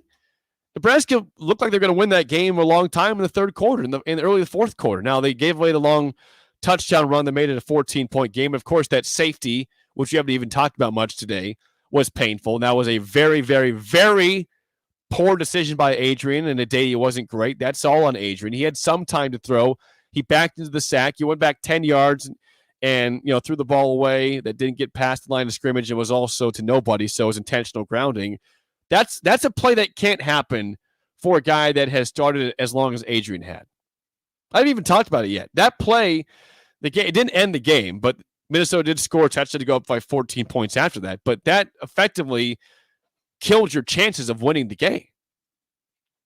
And that can't happen. That play on the first play of the drive, oh, by the way, you get the ball back down by 5, you're on your own 10-yard line. Let's go do something. Let's make up for a lack of execution recently on the last couple of drives, missed some field goals and not scoring from the 1. Let's go prove we can do that again and get downfield. The very first play you're sacked, you get an intentional grounding in the end zone.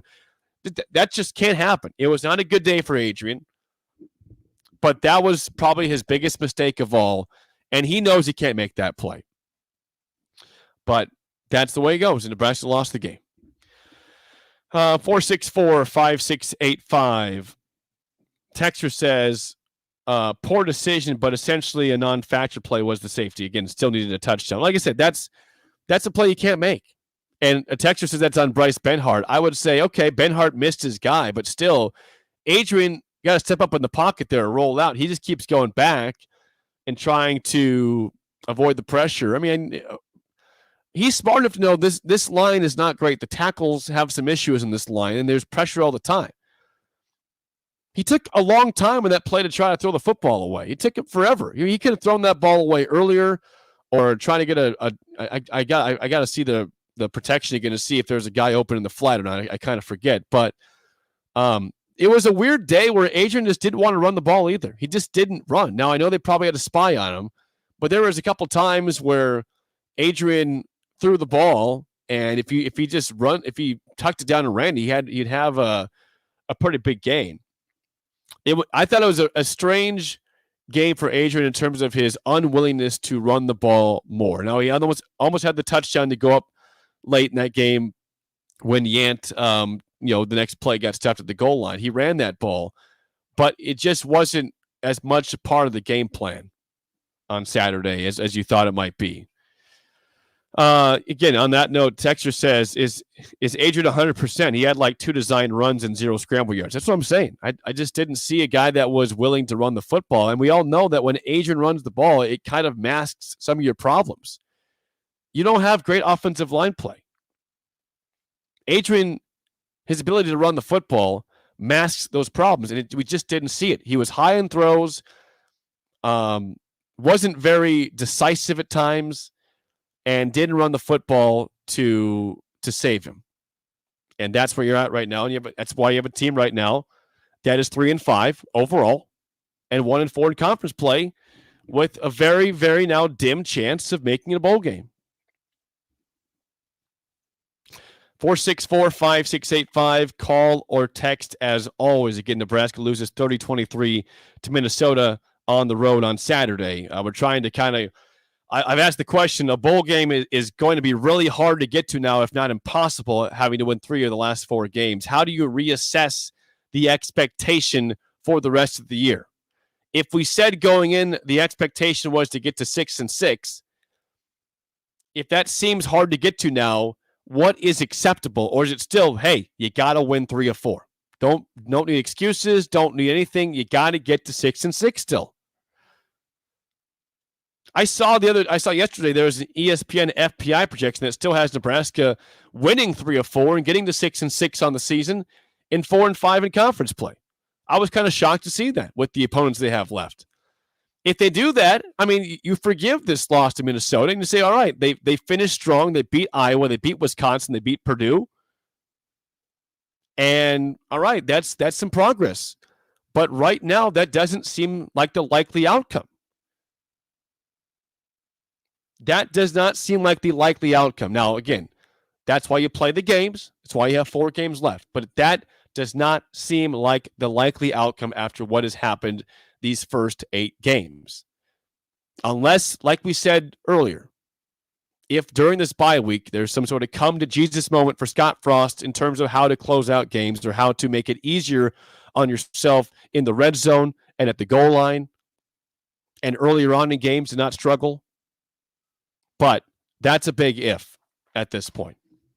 464-5685. Call or text as always. When we come back, we have not really addressed special teams yet, but Connor Culp was again a problem for Nebraska on Saturday.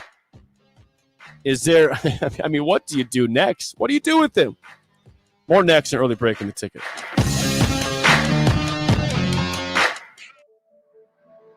Security First Bank. We're the bank, and we make your mortgage more manageable with flexible terms, trusted advice, and competitive rates. When you work with us, we'll know your name, but we'll also get to know your home dreams too. Security First Bank of Lincoln. Voted Best Small Bank in Nebraska by Newsweek magazine. Member FDIC, Equal Housing Lender. NMLS number 505011. The professional bull riders return. Bigger, better, bolder. For an all-new 2021 season. Maybe the impossible can happen. Join us for the PBR Cooper Tires Take the Money and Ride. October 23rd and 24th at Pinnacle Bank Arena. Get tickets now at PBR.com and Ticketmaster.com. And find out what it means to be cowboy. Head to your local O'Reilly Auto Parts for a discount on PBR tickets. John Henry's Plumbing, Heating, and Air's motto is our family serving yours. That starts with how we hire. We go through an extensive interview process to really get to know you and show you who we are. We want to help you build a great career, be challenged, have fun, and bring home an excellent weekly paycheck. We offer competitive wages with benefits, including a day off for your birthday. Apply to be a part of the John Henry's family at jhlincoln.com. That's jhlincoln.com. John Henry's Plumbing, heating and air. Hey, it's Sean Callahan, and football season is here, and Tanner's Bar and Grill at 30th and Yankee Hill has food and drink specials every night for all the games. Enjoy jumbo pork tenderloin for $8.99 and 90-cent wings for Monday Night Football, or Comfort Thursday Night Football with chicken fried chicken, steak, or pork for just $9.99 and $20 Coors Light aluminum buckets. Watch college football on Saturdays with an Eggie sandwich for $9.99 and Coors Light specials, and catch NFL Sundays with Bloody Marys and more. That's Tanner's Bar and Grill at 30th and Yankee Hill. The party is back on in Lincoln this fall, and there's no party like the A1 Automotive Ticket Tailgate pregame show at Tipsy Tina's in the Haymarket. Join the whole ticket crew for 2.5 hours of pregame coverage before every home and away game this football season as they get you ready for the game. It's the A1 Automotive Ticket Tailgate pregame show at Tipsy Tina's in the Haymarket. Sponsored by Farrell's Extreme Body Shaping, Tractor Supply Distribution Center, T.O. Haas Tire and Auto, Planet Fitness, Barnwood and Leather, and Vitalize Health. This is your High School Minute. With your Southeast Community College High School Minute, I'm Harrison Arns. In Class A softball, Lincoln Southwest and Lincoln East are still competing for the championship. Number 2, Lincoln Southwest will advance to the championship after beating number 1 Gretna handedly, 8-0. Senior Bailey Selvage was efficient on the mound for Southwest. She threw 79 pitches in the match, with 50 of them being strikes. Number 3, Lincoln East took down number 5 Papillion Vista 5-4. East will play Gretna on Friday morning to advance for the championship game.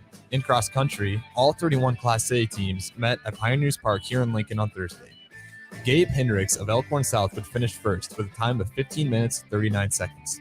The fastest runner for the girls was Ellie Dahl from Fremont with a time of 18 minutes and 30 seconds. Mia Murray from Lincoln East and Brianna Wren from Southwest would win their groups. This has been your High School Minute, sponsored by Southeast Community College, with locations in Lincoln, Beatrice, and Milford. Learn more today at southeast.edu. Hi, Andy Neal of Cartridge World. We are not a big box store that sells everything and specializes in nothing. Cartridge World is your local expert when it comes to streamlining office printing and scanning. No big box can match our proven no-cost lease program. We customize solutions that supply you with multifunction printers and all the required service just for buying cartridge roll, ink, and toner at a 30% savings. Call for a no-cost consultation, 464-3455, or go online to cartridgeworld.com. Do you know the common signs of transmission trouble? Your engine revs before falling into gear. Shifting is rough, or you're leaking reddish-brown fluid. Knowing the signs could mean repair instead of replace. That's where we come in. We're certified transmission. The job done right at the right price. This Anybody who knows me knows I was cocky out of the womb. is Early Break with Sip and Jake, brought to you by Gaina Trucking. Weekday mornings from 6 to 8 on 93.7 The Ticket and theticketfm.com.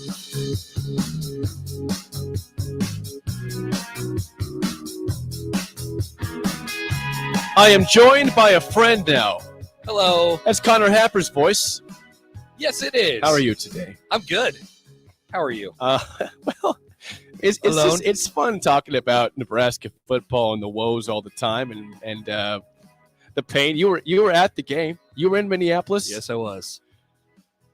Yes, I was. Okay, first of all, what was the crowd? Was it more Nebraska or Minnesota? Did you see a lot of Gopher or Husker fans there? I had been to that game. I think that was the third or fourth time that I've been to Nebraska, Minnesota up there, Okay. and that was the least amount of Nebraska fans that I can remember.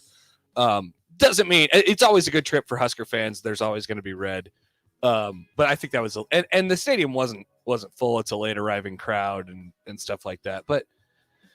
Yeah, that's kind of how it was from that perspective. I want to ask you the same question I just asked listeners because I think it's important now that was a game that we went in saying you can't lose this if you want to make a bowl game. Nebraska now sits at 3-5 with 4 games left against now 25th ranked Purdue after the bye week. Yeah, which was thought to be before the season a game that's just a win. Again, not easy, but a win you can almost count as a win.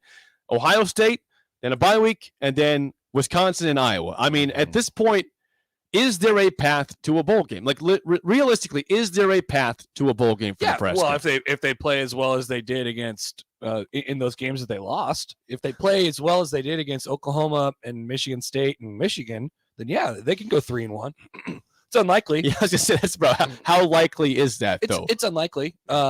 And then if you bake into the pie of the season, the Illinois and Minnesota game, right? It makes it even less likely. But my guess would be that they play pretty well to end the season and end up going 1-3. Okay, let's say it's the case. So what if they go 0-4, but they're competitive? What if they go 1-3 and so they end up 4-8? Like, what do you do? Like, aren't you kind of stuck in purgatory at that point if you're Trev Alberts, because you have a team that's obviously not bad, they just don't know how to win close games, and it's been the problem the whole era of Scott Frost. You just saw last week the comments he made to ESPN saying, he seemed pretty confident, saying this is our guy, we're going to ride out with it. But if they go 1-3.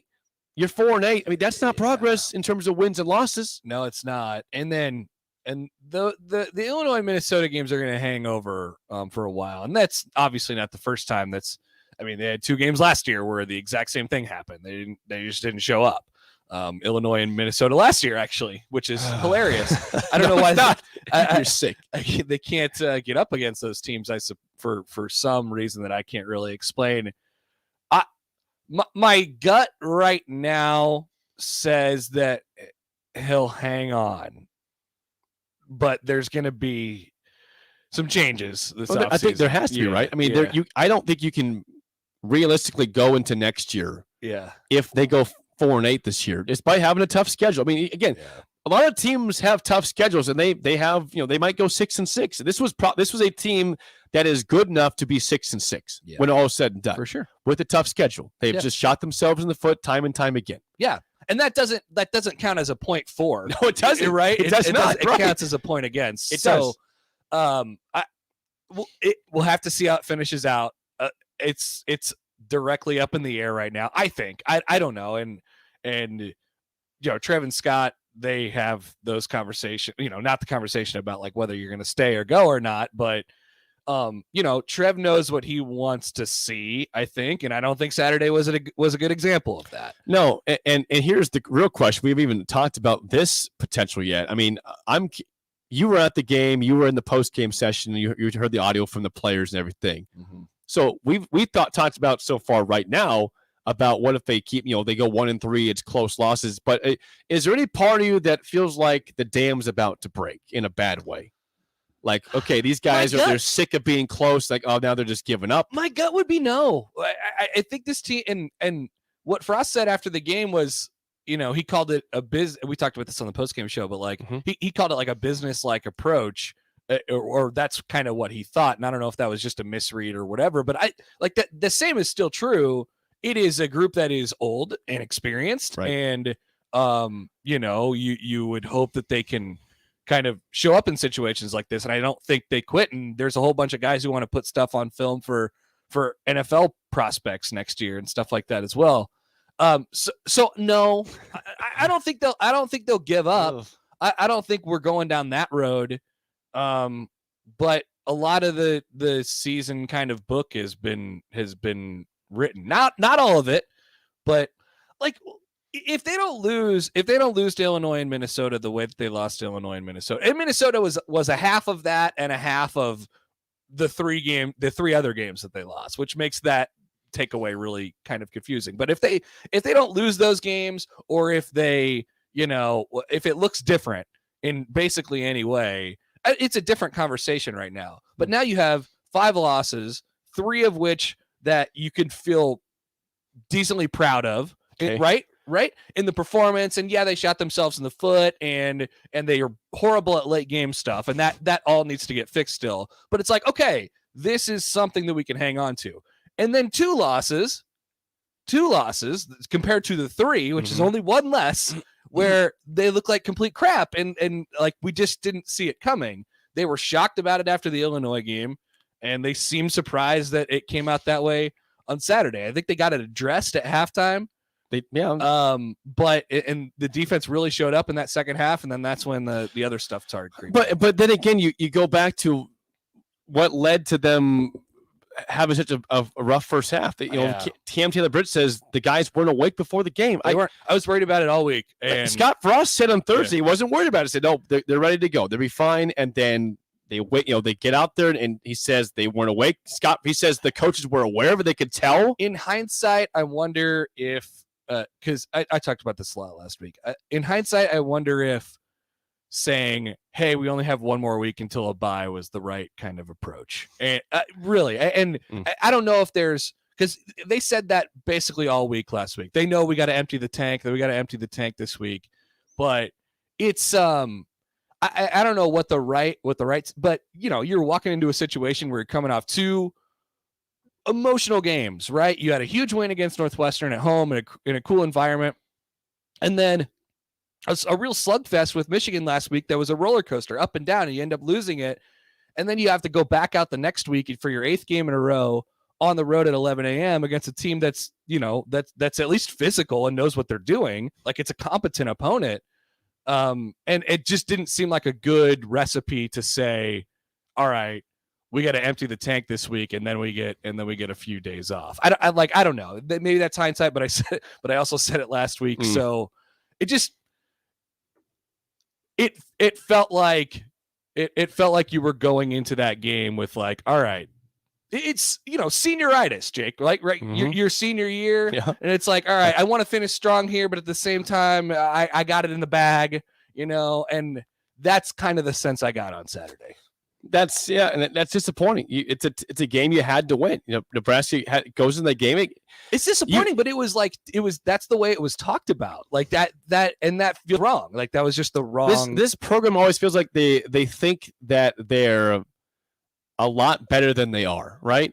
Because the way they played to a level, they're an 8-9 win team, but they're a 3-5 football team. Like if you can't close the game out, then you are what your record says. You're a good program, but if you can't close the game out and win, you're not this 8-9 team, 8-9 win team you think you are. No, you don't get to call yourself a good team if you have 2 losses like Nebraska has right now. Right. And maybe if you have the 3, but the other 2 don't make any sense. So no, all that kind of goes out the window. You can't say, hey, they're a good team. You could call them the best 5-loss team in America, but that doesn't really get you anywhere. Before we get to the game show, I was saying, is there any chance that like during this bye week that Frost and staff have like this come to Jesus moment in terms of how to close out games and not give games away and how to have a full 4 quarters? Is that possible, or is it too late to expect that? I guess I haven't seen the have you seen the point spread for next week yet? No. At all? Or I guess it wouldn't come out until next week. It's a bye week. But I might expect Nebraska to be a slight favorite. A slight favorite. Because I think, isn't that wild though? Purdue is going to be, might still be ranked at that point. And right. Nebraska's 1-4 in conference play and 3-5 overall. You're in the bottom of the Big Ten West right now. Right. So, like, with that being said, if they play like the majority of the season, right, the 2 win or the 3 wins, and then the 3 losses, the 3 close losses against quality opponents, they'll win. They'll win next Saturday. But if they play and like the overwhelming, evidence says that they will, because it's 6-2 at this point. But I thought we were past the point. I was starting to trust them in going on the road and playing well. You had the Illinois game, and then you had 6 straight where I was like, this probably translates to a win against a mediocre Big Ten team, which I think Purdue basically is. Yeah. And then you had another one, and now I don't know what to do anymore. And by the way, there is now a 3-way tie in the top of the Big Ten West with Iowa, Purdue, and Minnesota. Yeah. Well, who right now is the best of those? Is it still clearly Iowa or not? Purdue just blasted those guys, and Purdue's going to come into Lincoln saying, "What? We still have a chance to win the Big Ten West next week." Yeah, I think it's probably still Iowa, but Purdue is like Iowa kryptonite. Jeff Brom's 4-1 against Kirk Ferentz. Purdue gets Iowa every year. It feels like Minnesota and Iowa play each other in mid-November. So if they hold, and Minnesota is very light until then. I think it's Illinois, Maryland, and another somebody else, crappy I think team. it's Rutgers, but and they've somebody. already beaten Purdue. Yep. So now they're thinking to themselves, okay, hold on, Yeah. we got a chance No. here. So We're missing out on this, man. well, exactly. We're missing out. That's the point, Jake. It's a right? very gettable year in the Big Ten West. That is And exactly the you point. missed And, out. and they have each of the years that Northwestern's won the West. It's like, gettable. come on, man. The only reason that team's winning it is because everybody else decided to They're lay down. losing it, yeah. And Those teams aren't that great. it's true for Wisconsin and Nebraska this year, and we thought maybe Minnesota, but maybe not. So that's when you get this chaos and everybody else involved. Let's play the game show. Give us a call right now at 402-464-5685. A chance to win a business box of bagels. 2 Bagels and Joe. Today it's Hang Up on Happer. Not Yes. sure, Hang Up on Happer today. We're back. Today's topic is college quarterbacks. What teams do these guys play for currently? All right. 464-5685. Hang Up on Happer starts right now. We've all been there. You're listening to the radio, and then that rage starts to grow inside of you. It starts to consume you. It gets to a point where you just want to yell, "Shut up, Sipple!" No, sorry. I'm sorry. Well, here's your chance. It's time to shut up, Sipple. Call now to play. 464-5685. Shut up, Sipple. Brought to you by Bagels and Joe. We have a line open for you, 402-464-5685. What? Nobody wants to play because I'm going to win? Don't be scared of Happer. Finally, a big, bad opponent steps up, and you're just like, no, let me stay away today.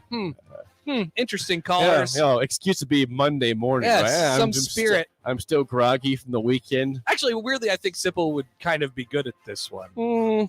No? You'd be surprised. Okay. I don't know. He's a. I don't know. I've asked him this before. He's gone back to quarterbacks from like 15 years ago. I'm like, no, that was 15 years ago. That quarterback was there. Nice. All right, Will, how do you feel about current college football quarterbacks?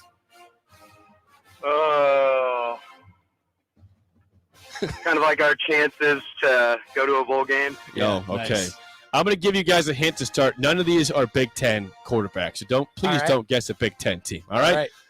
All right, Will, first question goes to you. What team is Will Rogers the quarterback of? Oh, wow. Will Rogers. Oklahoma State. He is not with Mike Gundy. Happy you don't take that one if you don't want to. No steal. That would be Mike Leach's Mississippi State Bulldogs. I wouldn't have said that. Smart. Good choice. Good pass. All right, Happy for the lead. Your first question. What team is Kenny Pickett the quarterback of? I've definitely heard this name. Kenny Pickett. He's having a great football year. He is. Yeah. I've heard this. I get his stats pulled up. Kenny Pickett. Kenny Pickett is the quarterback of. Is he the quarterback of Pitt? Is he at Pitt? Yes. Kenny Pickett's got 21 touchdowns and 1 pick this year. Oh, Kenny Pickett. They play Clemson this week, I think. I don't know, for the 5-1 Pittsburgh Panthers. How about that? How about Pitt? How about they had Clint Trickett too? Is that right? Well, no, that was West Virginia. Yeah, West Virginia, Clint Trickett. That was my other option in that. Kenny Pickett. Okay, though. Kenny Pickett. All right, 1-0 lead for Happer. A chance to tie it up. Will, your last question. What team is Carson Strong the quarterback of? He's laughing. Oh. 5 seconds. Carson Strong. You're going to have to guess it Louisville. right. Louisville. Happer, do you want to take this for the win or pass? Yeah, let's go ahead and stick a fork in it. That'd be Nevada. Nevada is correct, and when Sipple's not there, it's a wins for the next Will. person. Will, we'll get you a bagel and coffee. Thanks for calling in and calling down the road. Sounds good. Thanks, All right, guys. there we go. Tough Well, draw on a Monday for Will. Didn't expect to see Happer in that seat. What the heck?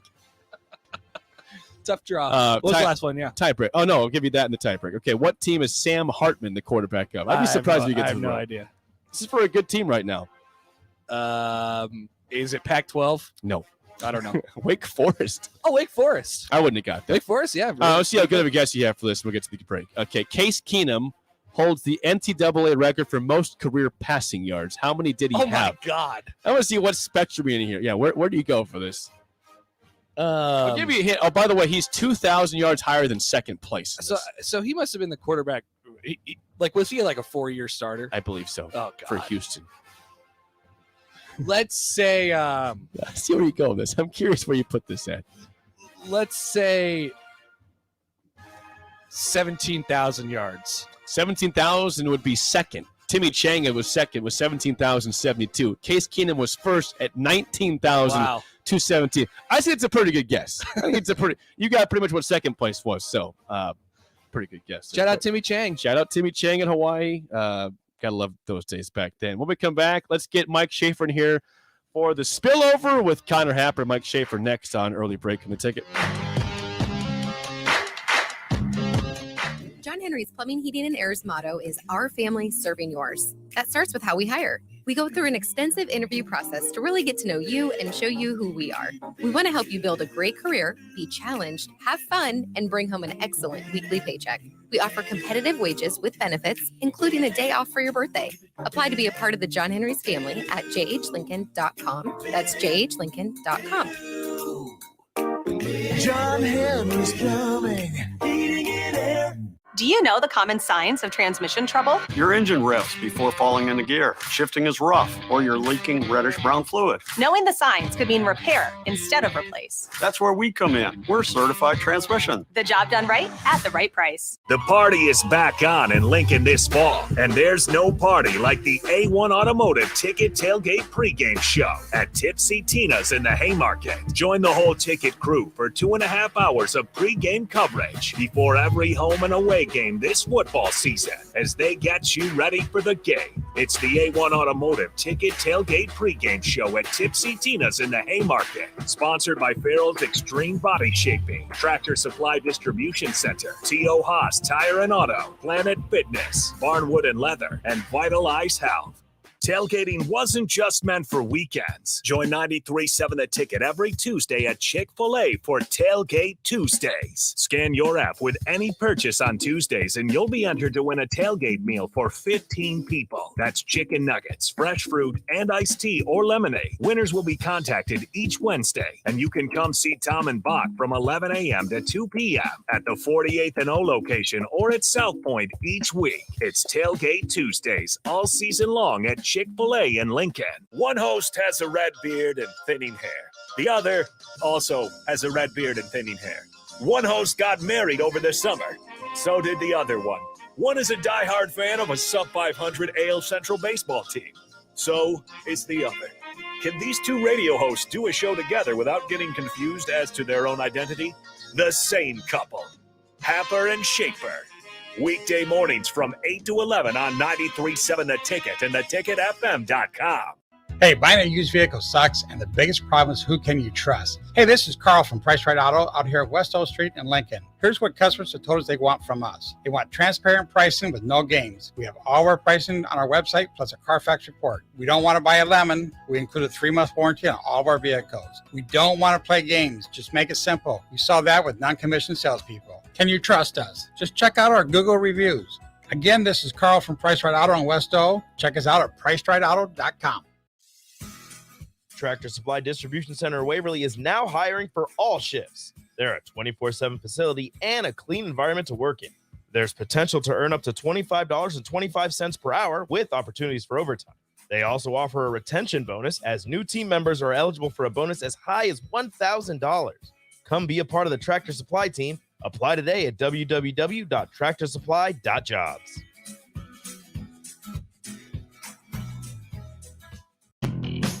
Rosie's Sports Bar and Grill has been your go-to in South Lincoln for years, and their second location in downtown Lincoln is now open. Rosie's downtown spot is Lincoln's premier Nebraska party bar with the Sidetrack Band every Friday night of home games and all day for Nebraska home football games. With 34 TVs that are 65 inches or bigger, you'll always have a great view for all the games. Make sure to check out the new Rosie Sports Bar and Grill, now open in downtown Lincoln at 10th and P. At MD Pain, we know chronic pain is a problem. It can lead to isolation, depression, and the inability for you or a loved one to live the life you want. That doesn't need to happen. Chronic pain can be effectively managed. The doctors of MD Pain wrote the book on effective, ethical pain management. Get actual solutions with the most up-to-date, clinically proven treatment options available. No one has to suffer in silence. Get real treatment for chronic pain. Call MD Pain. This is Lincoln's home for sports talk on the FM dial. Also online at theticketfm.com. On the internet, KNTK FM Firth, 93.7 The Ticket. We're on the air. Back Well, party's starting early today, isn't it? to more of Early Break with Sip and Jay, brought to you by Gaina Trucking. On 93.7 The Ticket and theticketfm.com.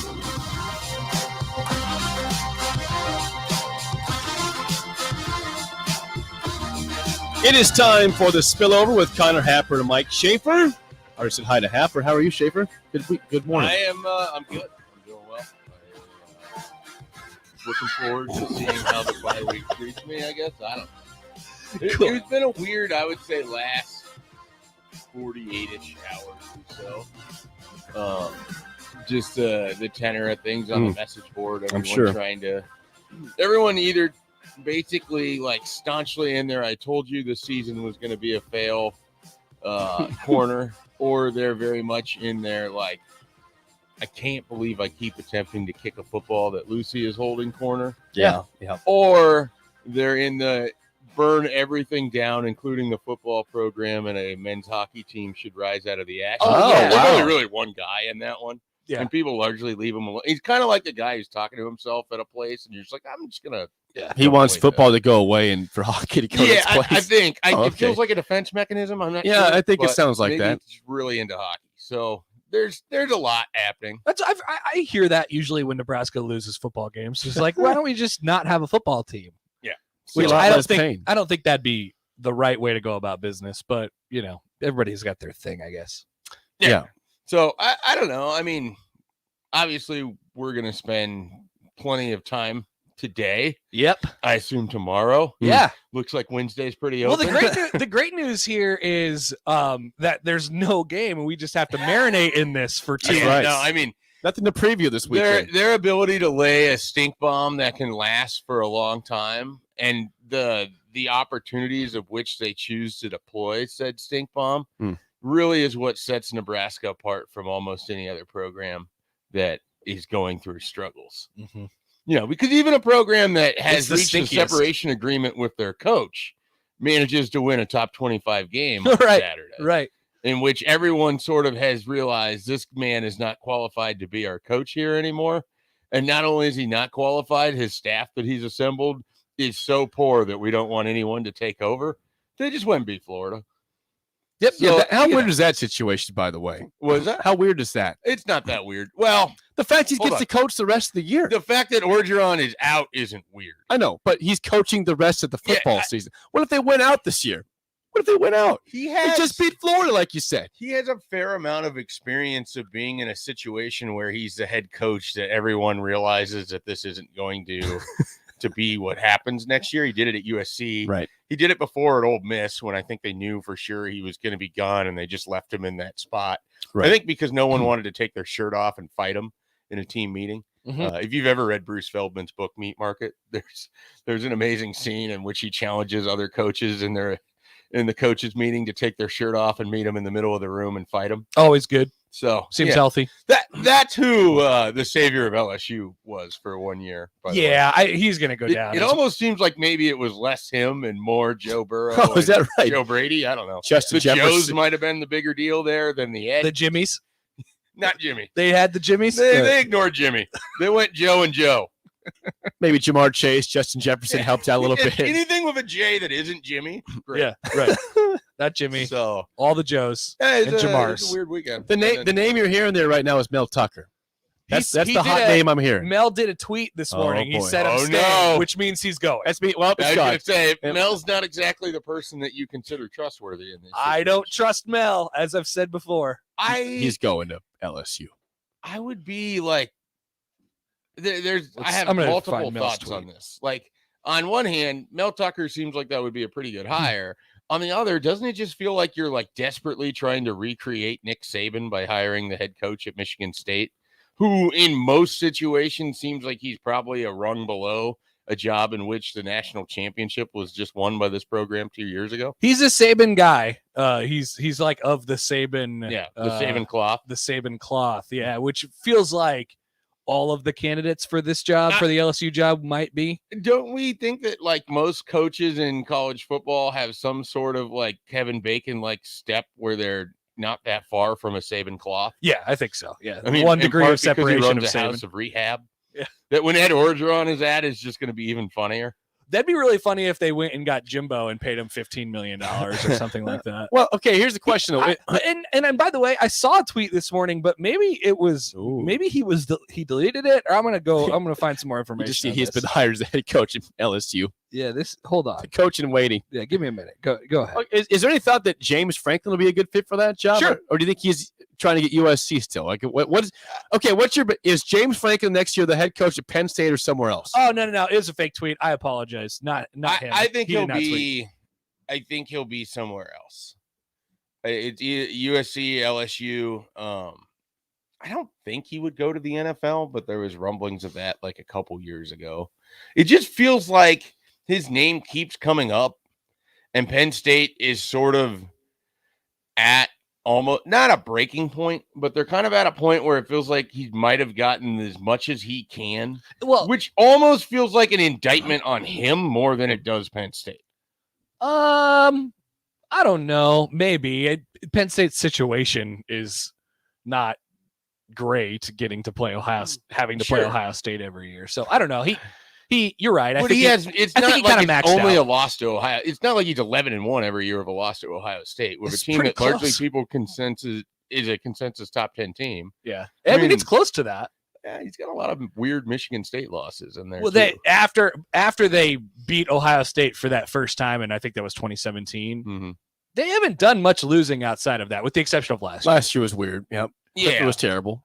He hasn't had I don't think he's had a single one-loss season at Penn State though. If you are him and you get to choose between USC and LSU, what's your pick? Assuming that not staying at Penn State. Correct. Yeah. So which more attractive? I'd pick a USC. I don't even know that I would think twice about it. Easier to win in the Pac-12 than it is the SEC. Definitely easier to win. Well, and it's just, if beating Ohio State is the issue, going to LSU where Texas A&M, Alabama, Auburn is that weird team that sort of like has voodoo magic every third year. By the way, Lane Kiffin appears to be doing quite well at Ole Miss. Right. Good win against Tennessee. The man can catch water bottles when chucked at him. Spitters. This is what it looked like. It was a spitter.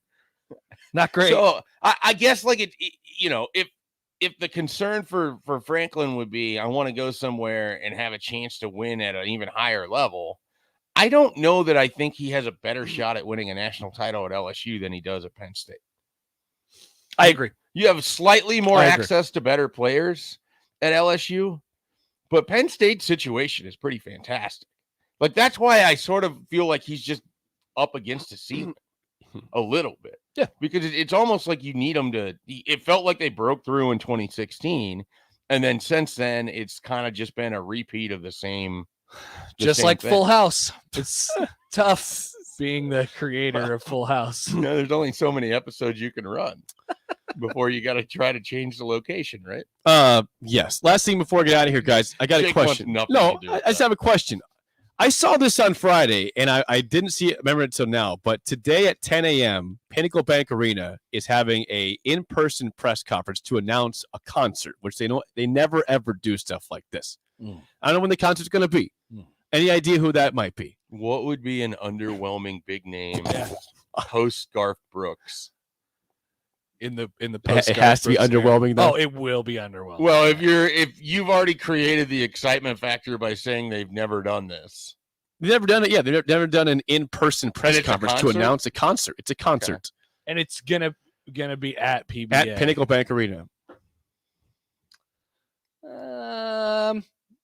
I want the Foo Fighters. I don't know if it's going to happen. You did that the last time you talked about a potential stadium show. It just feels like that's just a band that you want. It would be somebody like the Foo Fighters. Oh, I well. love the Foo Fighters. Yeah, but would that be like you have a press conference? I know it's got to be. What is press conference worthy? Somebody very old and oh no, old and washed. I think that's probably the lane that we're going. But Bruce Springsteen? Could be Bruce. Wow, could be Bruce. That has Could be Bruce. Yeah. That might be press conference worthy. People are going to be mad at a us. lot of sports writers. Yeah, people are going to be mad at us when we say Bruce is washed, though. Bruce is probably not It's washed. like, what, 75 years old? How But old he's is he? old. He's like old. in his 70s. They Still already love did Bruce. Elton John. They Yep. already did Billy Joel. Well, Elton John's going to be in March of Yeah, that's already Oh, he's happened. already back on So, the yeah. books. Yeah, yep. Did they have Billy Joel at PBA? Yes, Yeah. me and Happer went to that. It was great. amazing. It was a great concert. I don't remember that at all. Yeah. I don't know. I'm going to say Foo Fighters. That would Because be I have to. underwhelming. You had another good guess. Bruce was a very good Well, guess. okay, Bruce or Foo Fighters are my guess. I want Foo Fighters over Bruce, though. You Although did Paul McCartney already. I would go to Bruce, though. Like, there's no way the Stones would be. there it is, an old band. Don't they still do like They stadium do stadium shows? tours. They do stadium shows. Yeah, PBA would like, there's hold just no Stones. way. Is there a major like country act? Because they've already done all the big ones. Yeah, all the big Taylor ones have been Swift. there. Like you could do a Taylor Swift does stadium. That would probably warrant a press. Ooh, conference. that could warrant a press conference. Sure. Yeah. Now She's they not just- really country anymore. They but- just did CHI 2 years ago for that? Taylor Swift. Yeah. I don't know. Yeah, I think she was Would up there Justin recently. Timberlake warrant a press Ooh, conference? yeah. I think Timberlake was in Omaha a couple years ago. Yeah. Remember Probably- during the flood thing? he could probably warrant a press conference. JT. So what's your official guess? I'm going Foo I Fighters. think Bruce is a pretty good guess. Okay. I like Bruce because it's old, and that's sort of where this thing Old always and skews to me. underwhelming. Yeah. I'll Okay. go Taylor Swift, and I know I'm wrong. Okay, all right. I appreciate Official that. guesses. I appreciate it. It's time for the 2-minute drill. Hot round! Red 7, red 7, red 7! Hot round! Down, set, hut. Give me a reason why I should watch the Dolphins the rest of the football season after they lost to the Jaguars. Now are 1-5 on the football season with 5 straight losses. Because you get to see other good football teams do good. They play the Falcons this weekend. That's not going to be a good football game. They really haven't played a lot of what you would call teams you want to watch. The Bills, they played the Bills. They got smoked That 35-6. was the weekend in which they didn't score. which That's makes right. sense. How is it possible that they went from this like young, up and coming, like this is going to be pretty good in a year team to tear everything down and rebuild in 10 seconds? Well, Ask Indiana. let me tell you that. They draft like crap. They cut the good free agents for no good reason and got bad ones to fill their spots. And yeah, they have a fragile quarterback. They can't stay healthy. They definitely need a quarterback that might fix Their a lot. top 3 receivers are always out. Devontae Parker, always hurt. Will Fuller, always hurt. Well, And you said somebody top else. 3. Preston Williams also hurt all the time. So Preston Waddle. Williams is better than Jalen Waddle. Well, I guess Waddle's been healthy, but they throw him 5-yard passes every time. He had 7 Two catches. touchdowns He had yesterday. on 2-yard. They were both 2-yard receptions. Well, Jake, you don't get more yards after you cross the end zone. I want to see them actually use his speed deep. The play just ends. You get the points. Like you sacrificed the more yards for the points. The Dolphins are a train wreck, and it's hard to watch. The Jags are not on a 20-game skid anymore. The Dolphins are on a 5-game skid. Yeah, somebody had to do Maybe it. we'll lose 20 straight now for Skid the heck pull. of it. The Somebody skid had pull. to do it. Happer and Schaefer is next. See you.